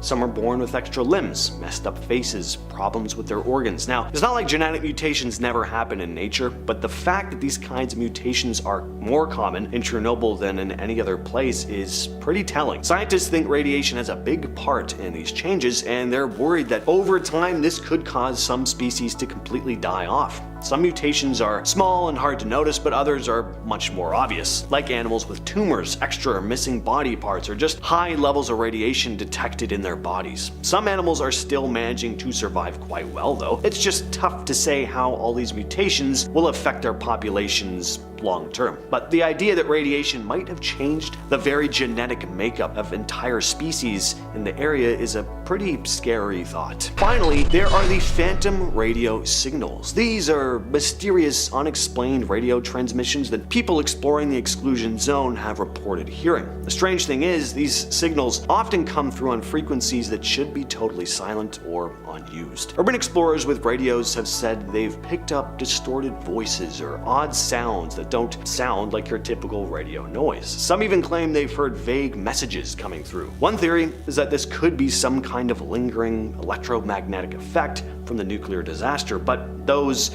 who lean towards more paranormal stuff say the signals might be coming from the spirits of people who died during the disaster, trying to reach out through the radio. What you're looking at here is a frog affected by the radiation of Chernobyl. In 2016, two Spanish researchers, Pablo Barroco and German Oriazola, were studying how life was bouncing back in Pripyat, and they noticed something strange: black frogs. Now, obviously, dark-colored frogs on their own aren't unusual, but the type of frog they were looking at, Hyla orientalis, a tree frog native to the area, is usually bright green. So what happened? Well, it turns out it might be evolution caused by the radiation. The darker skin isn't random. These frogs have developed higher levels of melanin, the same pigment that protects human skin from UV damage. In this case, it helps block radiation from damaging the frog's cells, and it seems this shift happened fast. Within a few decades, a bright green species started turning dark to survive in a nuclear zone. It's one of the clearest examples of nature adapting. Instead of dying out, these frogs have adjusted their biology to deal with one of the harshest environments on the planet. This is Jeremy Wade, the river monsters guy, pulling a massive catfish out of one of the cooling ponds near the Chernobyl power plant. These ponds are still radioactive. Wade mentioned the fish he caught had radiation levels about 16 times higher than normal. But what really grabs attention is the size of these things. They're huge. People have wondered if radiation is causing these fish to mutate and grow into monsters, but it may not be the radiation that's making them giants. It's more about the environment. These ponds are closed off, meaning the catfish are at the top of the food chain. No predators, tons of food, and people even feed them sometimes, so over time they just get bigger and bigger. They're living longer as well, which adds to their size. Now, that doesn't mean they're not being affected by the radiation. They're definitely soaking it in, and scientists are still studying whether there are long-term mutations or effects we can't see from the outside. Either way though, these catfish are a real reminder of how life can keep going in places where it really shouldn't. Wolves in Chernobyl aren't just surviving, they might actually be evolving. In 2014, Dr. Kara Love and her team from Princeton headed to the exclusion zone and put GPS collars on several wolves to track them. These collars didn't just show where the wolves were going, they also measured radiation exposure in real time. The wolves were getting hit with radiation levels up to 6 times the legal safety limit for humans every single day. That should be deadly, but instead of dying off, the wolves seem to be adapting. BLOOD samples showed changes in their immune systems, almost like what you'd see in a person going through radiation therapy. Even more interesting, parts of their DNA looked like they were evolving to resist cancer. In a place where cancer risk should be through the roof, these wolves are developing ways to fight it. Now, because of the situation in Ukraine and obvious safety concerns, the research is slowed down, but if what they've actually found holds up, these wolves might be the key to understanding how to survive in high radiation environments. Because we all want to do that, right? Maybe even how to treat cancer in humans one day. Now that we definitely want. Wild boars in the Chernobyl exclusion zone are basically radiation sponges. Out of the animals still hanging around, these guys are carrying some of the highest levels of radioactive material in their bodies, and it all comes down to what they eat. Boars dig through the soil looking for roots, insects, and mushrooms, especially deer truffles. And those truffles are loaded with radiation because the soil around Chernobyl is still contaminated. So the boars eat and the radiation builds up inside them. Over time, it's had some nasty effects. People have reported sightings of boars with strange growths, tumors, physical deformities. It's not like they're growing extra legs or anything out of a comic book, but their bodies clearly aren't doing great. Radiation messes with their cells and weakens their immune systems, making them more likely to get sick or develop weird internal issues. But even still, they are surviving. Maybe not as well as the dogs or wolves, but they've managed to reproduce and live in this environment. Some are even leaving the exclusion zone and mixing with boar populations in other parts of Europe, which is kind of concerning. So this may not be a living thing, but considering it's a glob of radioactive goo, I mean, I don't know, maybe it is.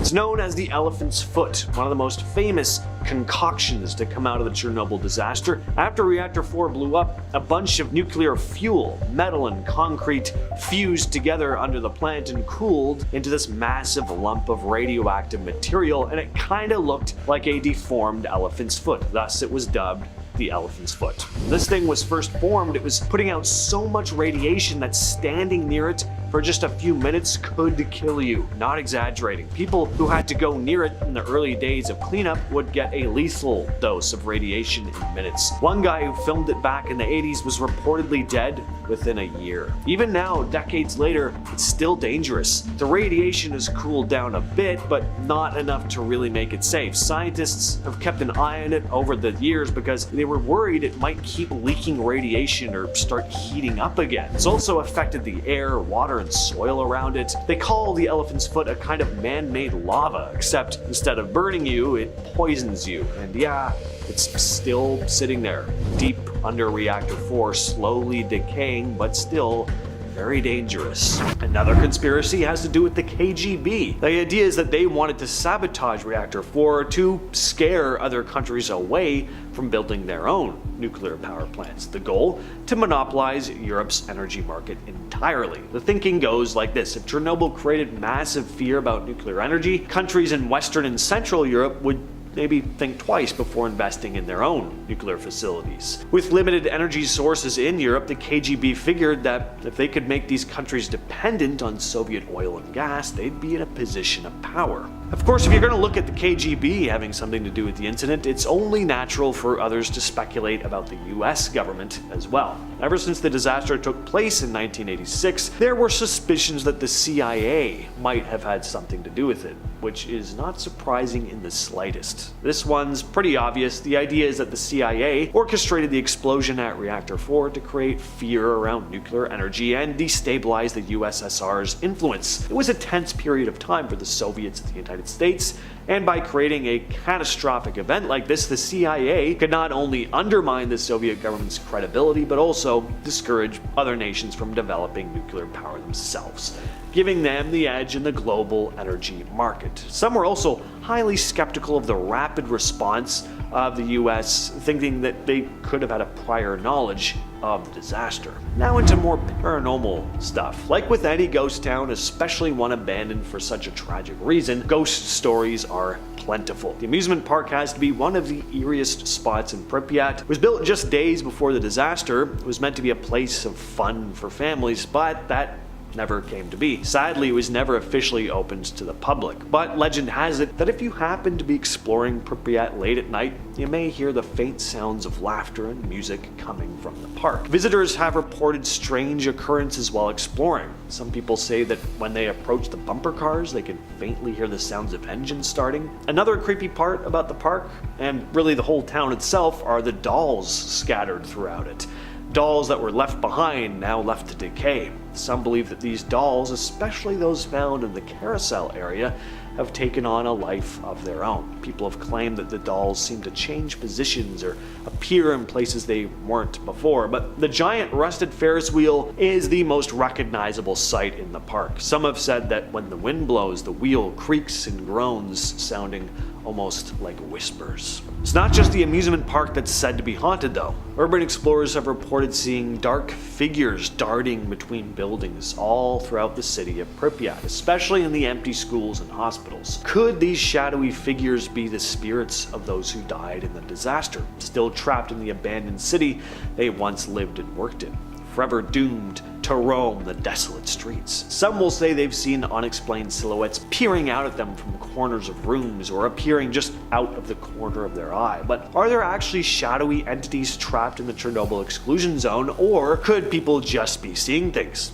either from psyching themselves out or having actual illusions brought on by the radioactivity? Now, the Black Bird of Chernobyl is probably the eeriest urban legend surrounding the Chernobyl disaster. The Black Bird of Chernobyl is a creepy urban legend that's come about in the years since the nuclear disaster in '86, but residents claimed to have seen the creature in the days leading up to it. It's often described as a big, dark figure, an enormous black owl or raven looking thing. People claim to have spotted it flying around the Chernobyl power plant in the days leading up to the explosion. Not only that, but residents began having these horrific, vivid nightmares about it after spotting it. So what was this thing and why was it there? Well, the main theory is that the creature was an entity acting as a bad omen, a warning of the disaster to come, very similar to Mothman showing up in the Silver Bridge right before it collapsed. Some even think the Black Bird of Chernobyl and Mothman are the exact same creature. Starting off this list in our number 10 spot, we have cows. Cows are one of the sweetest and cutest animals out there, and it totally makes sense why people call them grass puppies. The area around Chernobyl was known for its agriculture before the disaster, so of course that means there were definitely a lot of cows that could be found. Since farm animals are not only expensive but can also be used as a source of income, many people took their farm animals with them, but many of these animals had already been exposed to the radiation in some capacity, and while it didn't affect them right away, the newer generations saw much more of the effects. In 1989, many farmers began reporting birth defects in their animals, some being much more severe than others. As time went on, the cows became less mutated, but that doesn't mean the effects went away. As the cows continued to graze on feed that was contaminated, the effects became more internal. This has led completely normal-looking cows near the exclusion zone to begin producing milk that is toxic and not fit for consumption. This is just one of the clear examples of how, even though the visible effects may have worn off, there are still lasting effects that we probably hadn't previously considered. In our number 9 spot today, we have barn swallows. Any animal who lives in the exclusion zone have been affected by the disaster, and that includes those who spend most of their time in the sky. I'm obviously talking about birds. The barn swallows in Chernobyl are one animal who have seen a change in their physical appearance that has lasted all of the years since the nuclear meltdown. It is unclear why these birds have been affected greater than their land animal counterparts, or if these changes will ever reverse to their previous state, but here's what they are currently dealing with. The swallows appeared to have severely deformed beaks, disproportionate feathers, some had partial albinism, and they were seen to have much smaller brains. Of course, some of these issues are much worse than others, and I'm sure these changes have significantly affected their ways of life, but of course they continue to adapt as time goes on. It is sad that this human-made disaster has affected them in such a negative way, but the fact that they are still around really shows their adaptability and resilience. In our number 8 spot today, we have boars. Boars are often seen wandering around the exclusion zone, but they also make their way into the surrounding towns as well, which is creating quite a problem. Boars are a fairly common food source, and it's not unusual to come across one, but here's the problem: if you live in the area, how are you supposed to tell which boars are radioactive and which aren't? Basically, you can't until it's too late. The boars who aren't radioactive might come across and intermingle with one who is, but they also like to eat mushrooms, and if they're searching for their food within the exclusion zone, it's a highly likely possibility that they'll find themselves eating a radioactive mushroom. This is posing quite a problem. In 2017, there was a study that found that approximately 1 out of every 3 boars that were killed in the nearby areas of Germany, which for the record isn't even that close to Chernobyl, have been found to be radioactive and super unsafe for human consumption. You'd think that being that far away would make you safe, but as we clearly now know, the effects of the disaster stretched far and wide. In our number 7 spot today, we have Przewalski's horse. These horses first originated in Mongolia and were wild horses that became endangered. They first became endangered due to hunters who would often kill the stallion, which of course would provide many difficulties in terms of reproduction. These horses weren't doing well in captivity, which made things even more difficult. This, combined with the harsh winters which would often claim their lives, left things looking quite grim for this species. In the late 1990s, however, in an effort to help repopulate these animals, 30 of them were released into the Ukrainian side of the exclusion zone, and it is believed that some of these original horses are actually still alive today, which is amazing, but camera trap images have also shown young horses, which means that they are repopulating, which is a huge win. Their expanding population in such a harsh environment could mean that they might potentially be able to return from the brink and go on to continue as a species, which is something we always want to see. In our number 6 spot today, we have cats. In the rush of the evacuation, many pets were left behind in Chernobyl, and that of course includes cats. With little to do and of course more kittens being born, this paved the way for a group of feral cats to take over the exclusion zone. These cats wander in and out of the zone and find all of their favorite snacks, such as radioactive rodents or the less common radioactive insects. These cats certainly have had quite a difficult time surviving, as they are a perfect tasty snack for much larger predators and are certainly not equipped to deal with the harsh winters, but even still, there is said to be at least 100 stray cats living in the exclusion zone. There are efforts underway to have the uncontaminated ones put up for adoption, but the difficulty is in testing them and also re-domesticating these animals who have had to fend for themselves for so long. In August of 1955, a woman named Naomi Johnson went swimming in the Ohio River near Evansville, Indiana, and came out with a story that's still being talked about today. She said something grabbed her from below,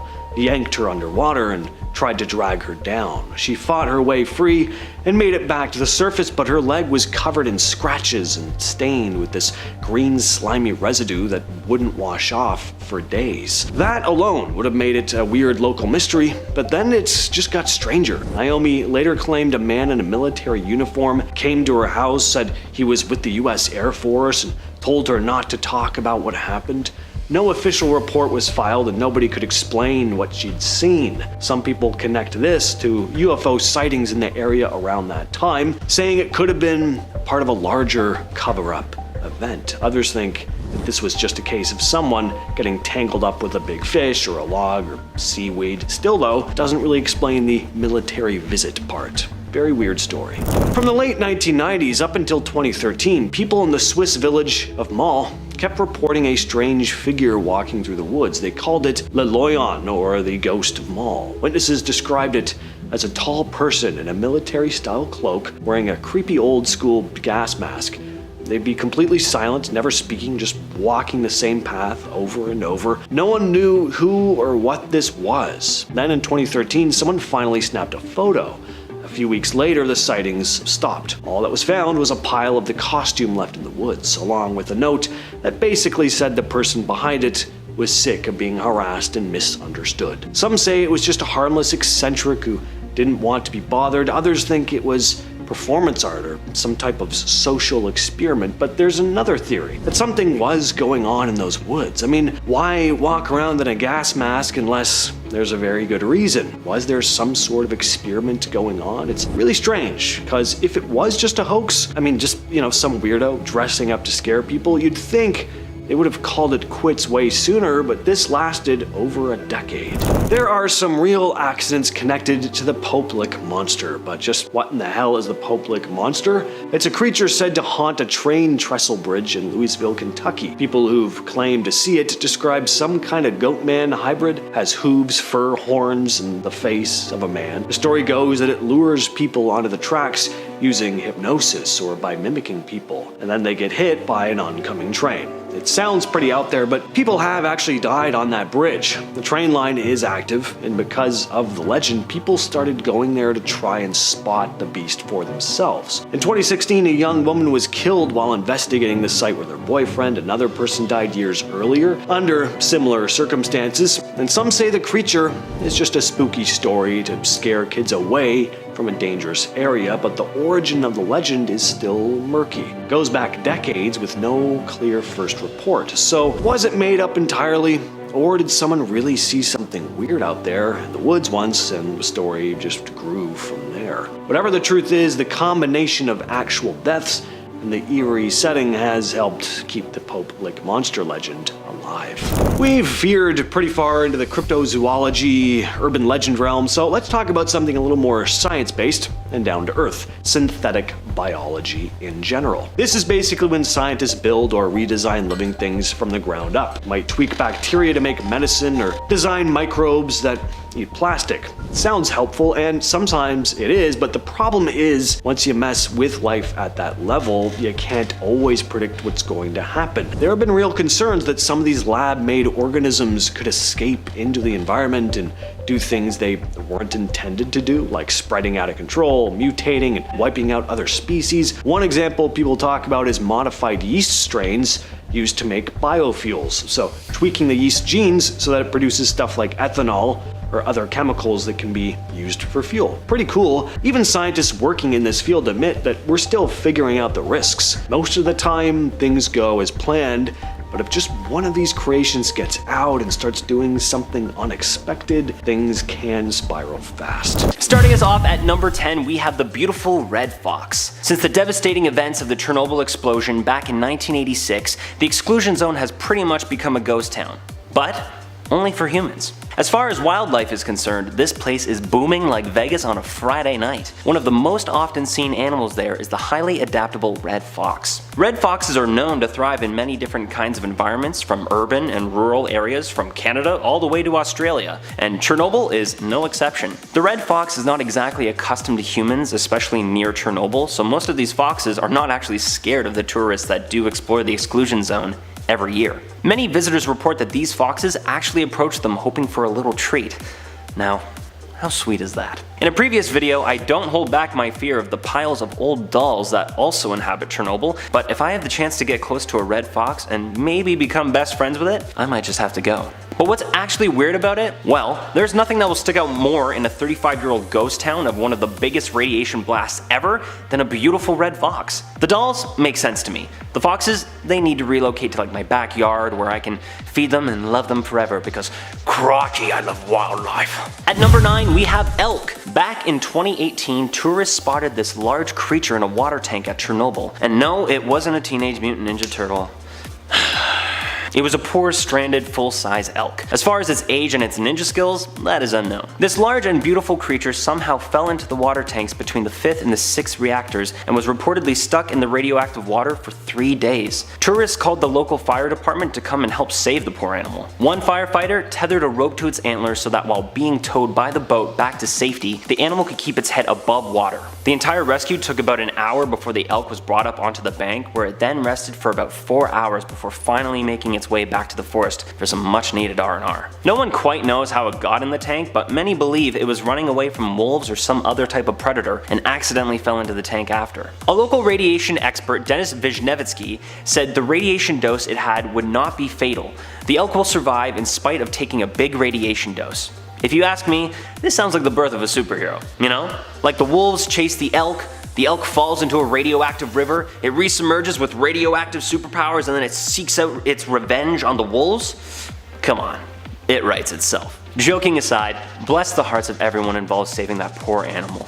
But I would be on the lookout for a mutated elk out there, because after swimming in radioactive water for 3 days, dang, that's gotta do something. At number 8, we have the cousin of the radioactive elk, the radioactive deer. Back in 1986, during the Chernobyl blast, most of Western Russia and Europe was blanketed by a toxic cloud. That toxic cloud reached all the way out to Norway and impacted the wildlife there almost as much as it did in the Ukraine. In central and southern Norway, the migratory reindeer often feed on lichen and fungus, two foods of the reindeer that were exposed to large amounts of radiation from that toxic cloud. These reindeer now contain higher levels of radioactivity that are beyond the European Union limit for consumption, which is a huge problem for the indigenous people of the area, known as the Sami. The Sami heavily rely on the reindeer for being one of their best sources of food, and yet for the first time ever, they're being told it is not safe to eat some of these animals. Just days after the blast in 1986, the government tested the radiation in the reindeer and measured anywhere between 30,000 to 60,000 becquerel per kilogram.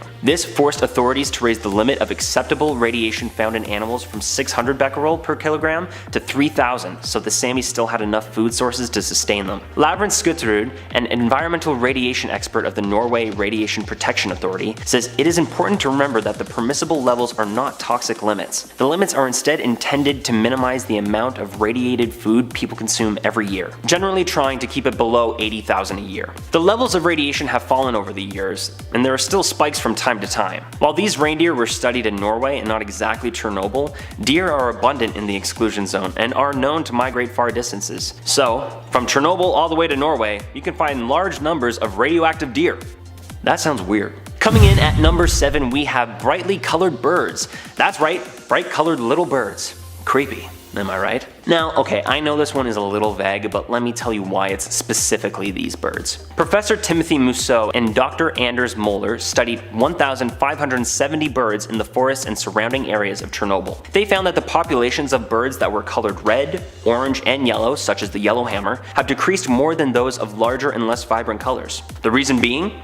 Antioxidants and carotenoids. Birds that produce carotenoids have brighter colors. Producing those bright colors, laying large eggs, and migrating large distances uses up a large amount of antioxidants in the bird's body, making them more susceptible to higher levels of radiation and decreasing their populations. Among the species that were most impacted are orioles, blackbirds, quails, hoopoes, and robins. I was really hoping the radiation was the reason these birds were bright colored, and that maybe there was a tie-dye oriole out there or something, but I'm afraid I'm out of luck.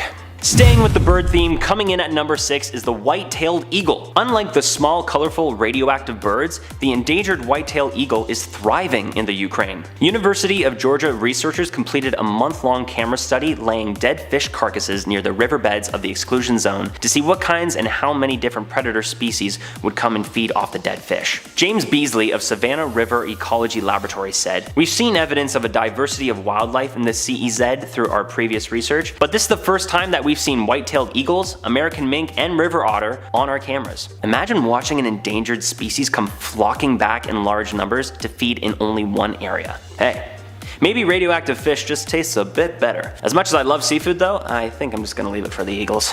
In our number 5 spot today we have dogs. Since we just talked about the cats who were sadly left behind, it's only fair we talk about the dogs too. It's strange that these two domesticated animals would have such different experiences after the disaster, but they absolutely have. There are far more dogs who have managed to survive throughout the years than cats, but that is most likely due to the fact that they aren't as easy to catch and eat as prey as cats are. But dogs have a whole other challenge, and that is they have a hard time hunting and feeding themselves. There are workers who continue to work the dangerous job at the plant, and they continually feed the dogs living in the zone, which is something that truthfully is so nice to hear. It is also said that there are dogs living in this area that have begun mating with wolves, which is only going to breed dogs that will be more likely to be able to survive on their own, which I suppose is a good thing. Similar to the cats, many of the stray dogs are being studied to see if they can be adopted into homes outside of the zone so that they don't have to continue living in these harsh environments that they really were not bred for. In our number 4 spot today we have European grey wolves. One of the species of animals that has been thriving ever since the disastrous nuclear meltdown has been the European grey wolf. Due to the lack of humans in the Chernobyl exclusion zone, they have been able to thrive, and it has been said that the wolves in this area actually have a population that is 7 times higher than that of comparable sites. Researchers are still trying to figure out exactly why this is happening, but it has obviously shown them that despite the effects of radiation in humans, the radiation clearly isn't affecting the wildlife's ability to reproduce. So this seems like just a regular grey wolf, but here's where things get a little different. Just because the wolves seem to be doing fine doesn't mean they aren't radioactive. These wolves, since they're such a high population, are beginning to travel farther and spread out more, which creates quite a problem. Not that we're just going up and petting wolves, but if you did come in contact with one of these wolves, you'd be getting a high dose of radiation just by touching them. Touching a carcass of these wolves with bare hands is absolutely not recommended. So while it is absolutely incredible to see the wildlife doing so well in this zone, we are now faced with an entirely different issue that we haven't really ever had before. In our number 3 spot today we have the Eurasian lynx. This one is on this list for a different reason than most. It isn't because of anything this animal is or isn't doing, but instead is due to the fact that this animal was once believed to have entirely disappeared from Europe. It was fairly recently in 2014 that researchers realized they had made a comeback in a big way. Similar to most of the animals we've talked about today, the Eurasian lynx has been able to thrive due to the lack of human population and interference. Their downfall was attributed to urbanization as well as hunters, and they were mostly wiped out in the early 20th century, although they remained in certain parts of Siberia. There is still a lot more research that needs to be done about these creatures to determine exactly how radioactive they are, and this will take time due to the dangers of the zone they reside in, as well as the nature of these creatures in general. But just being able to see that an animal that was struggling has been able to make such a comeback is probably one of the best things to come out of such a horrible disaster. In our number 2 spot today we have bison. Bison are right up there with wolves for most dangerous radioactive animal, and that is due to their size as well as the fact that they are a source of food for some. These huge animals can weigh up to 2,200 pounds and are certainly not an animal that is easily messed with. Many bison weren't affected by the radiation immediately, and instead it became much more of an issue once they started eating food that had been contaminated. They like to feed on grass, and a lot of it, and the radiation didn't only affect animal life but plant life as well, making their food source a literal feeding ground for radioactive material. Similar to the wolves we talked about before, running into these guys isn't only a threat now because of their size, but now because if you get too close, you could be facing some unsafe levels of radiation. In our number 1 spot today we have spiders. I've talked about my hatred for spiders a lot on this channel, but to be honest, they keep doing cool things, so I have to keep talking about them. Okay, well maybe this one is less cool and more scary, but still, they deserved a spot. Spiders that are residing within the exclusion zone are of course radioactive, but it's not only the spiders that are now dangerous to touch, but it is also their webs. Spiders in Chernobyl are literally making radioactive webs, which is the stuff straight out of a comic book. These radioactive webs are are also being woven in much different ways than they were before, which would suggest some sort of genetic mutation at play. Spiders were already a creature I'd like to stay far, far away from, but radioactive spiders really adds a whole other level. Not only are the spiders now dangerous for non-radioactive animals to touch, but walking through their web is equally as dangerous to those who aren't thriving in the radiation. So not only do you have to watch out for the regular old radioactive material, but now also the never-ending construction of radioactive webs. Great. In November of 2024, chaos broke out at the Alpha Genesis Research Facility in Yamasee, South Carolina, when 43 rhesus macaque monkeys escaped after a caretaker reportedly left a door unlocked. The monkeys ran off into nearby wooded areas. 35 were rounded up pretty quickly, but 8 of them were on the loose for weeks. These macaques are very intelligent animals, and this was concerning because they can carry diseases transmissible to humans. So folks were pretty concerned as days turned into weeks. But what exactly were these monkeys being used for? Well, the facility does research involving viruses, bioweapons, so yeah, this was starting to sound like the beginning of Planet of the Apes. Meanwhile, animal rights groups were all over this, calling out the lab for being sloppy and putting the public at risk, and of course, they were already pissed about monkeys being tested on in the first place. In the end, all the monkeys were safely recaptured, but this was definitely not a good look. In early 2025, Colossal Biosciences made headlines after announcing that they had successfully brought back the direwolf, or something like it. Using advanced gene editing, they took gray wolf DNA and basically tweaked it until it resembled the long extinct direwolf. Bigger build, stronger jaws, different fur. Not exactly a clone, but close enough that it was a pretty big deal. The company called it de-extinction. Some scientists called it more of a Frankenstein DNA project, but either way, the animals are real. They're alive, and they're not planning to keep them in a lab forever. Colossal said the goal is to reintroduce these wolves into the wild at some point to restore balance to certain ecosystems, but that raised a ton of red flags. First off, no one really knows how they're going to behave in the real world. What happens if it mates with modern wolves, throws off the predator-prey balance? There's also the question of what happens if these things turn aggressive. Colossal insists that they got it under control, but when you're resurrecting an ancient predator in a lab, some people feel pretty iffy about it. Not me though, I think this is awesome.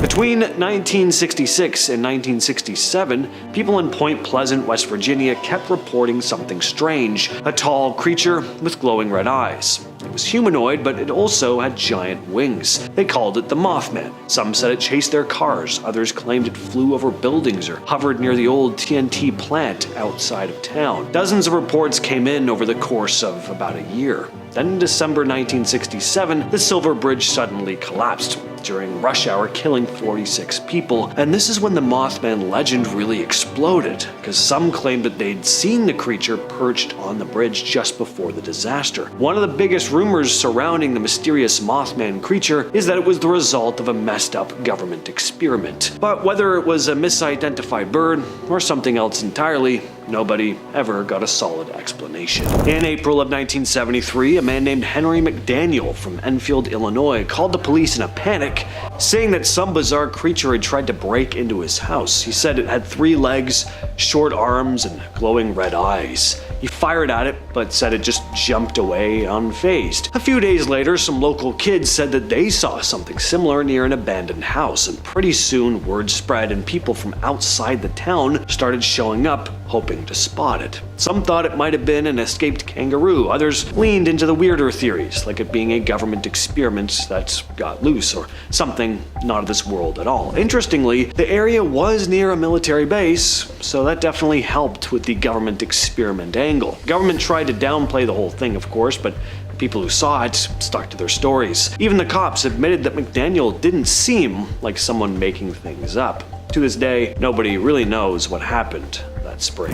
In the summer of 1988, a teenager in Lee County, South Carolina, claimed that this huge creature attacked his car near Scape Ore Swamp. He said it was about 7 feet tall, covered in green, scaly skin, and had glowing red eyes. His car was damaged, there were these deep scratches all over it, and his side mirror was busted. Not to mention that the kid was clearly shaken up. Police wondered if he was just making up the story to cover up an accident, but this was a pretty lame excuse to come up with. I mean, a lizard monster attacking your car? They didn't pay it much attention, but after that, more people started coming forward with similar stories. One woman said something ripped the chrome off her car. Another man claimed he saw the thing staring at him from the edge of the swamp. Locals started calling this creature the Lizard Man. Police started looking into it now as more reports just kept rolling in. One of the sillier explanations at the time was that people were actually seeing a bear, which is a pretty lazy explanation. Again, there's an escaped lab experiment theory for this one as well. As fast as it started though, the sightings stopped. It's since become a local legend. As for what people were really seeing though, who knows? I can safely say it probably wasn't a bear though. In 2021, a biotech company called Oxitec released genetically modified mosquitoes in the Florida Keys. The goal was to reduce the population of Aedes aegypti mosquitoes, which spread diseases like dengue and Zika. These lab-engineered male mosquitoes were designed to mate with wild females, passing on a gene that would prevent their offspring from surviving to adulthood. The idea was that over time the mosquito population would decline, but the plan didn't go exactly as planned. Some scientists were worried that the gene might not be as lethal as expected and that some offspring would survive and potentially create a hybrid population. And how would the reduction of one mosquito species affect predators or allow potentially more dangerous mosquito species to overpopulate? Even with these concerns though, the project moved forward and millions of genetically modified mosquitoes were released. It's only been a few years, so the long-term effects remain to be seen. Coming in at our halfway point, number 5, we have the European brown bear. Reported back in 2014 for the first time in 100 years, a brown bear was seen in the exclusion zone of Chernobyl. A Ukrainian collaborator for the Transfer Exposure Effects Research Program by the name of Sergei Gaschek set up cameras hoping to learn more about the effects of the radioactivity in the area when all of a sudden one night on camera, a brown bear decided to make its big entrance back into Chernobyl. Brown bears are not the first large mammal to be seen in the exclusion zone, but it is definitely something to celebrate after a brown bear pieces out of there 100 years ago. Project leader Mike Woods from the University of Salford reported that we are basically working on the assumption that as you move people out of the equation and human pressure and disturbance is removed, then any animals that have a corridor into the exclusion zone find they are suddenly away from the pressures and dangers presented by people. So basically, this radioactive ghost town is a heaven on earth for all of our large furry friends. But hey, as long as you got the bare necessities, who cares what it looks like? I wonder if our buddy Bigfoot ever vacations there. At number 4, going down in size from the European brown bear, we have firebugs. Little radioactive bugs who spontaneously combust and fly around the Ukraine terrorizing people. It's mayhem! Just kidding. Sadly, it's not as cool as that. Sorry. Back in April of 2011, our good friends Anders Moeller and Timothy Mousseau were collecting flowers in the famous Red Forest to study their pollen when they came across these little firebugs. They collected a few hundred of these little bugs and compared the markings on bugs from places of higher radiation to those of places of lower radiation. The result? Firebugs from higher radiation spots tended to have missing or deformed markings on them, such as missing dots or eyes, as some others call them. There you have it. What happens when a bug becomes radioactive? It loses a spot. Wow. Starting us off in our top 3 is arguably the most intelligent mammal on Earth. Humans! That's right, we are technically animals, and you can find humans in the exclusion zone almost every day of the year. In one of my previous videos, I told you all that there are actual tours to the Chernobyl site, and around 12,000 tourists visit the site every year.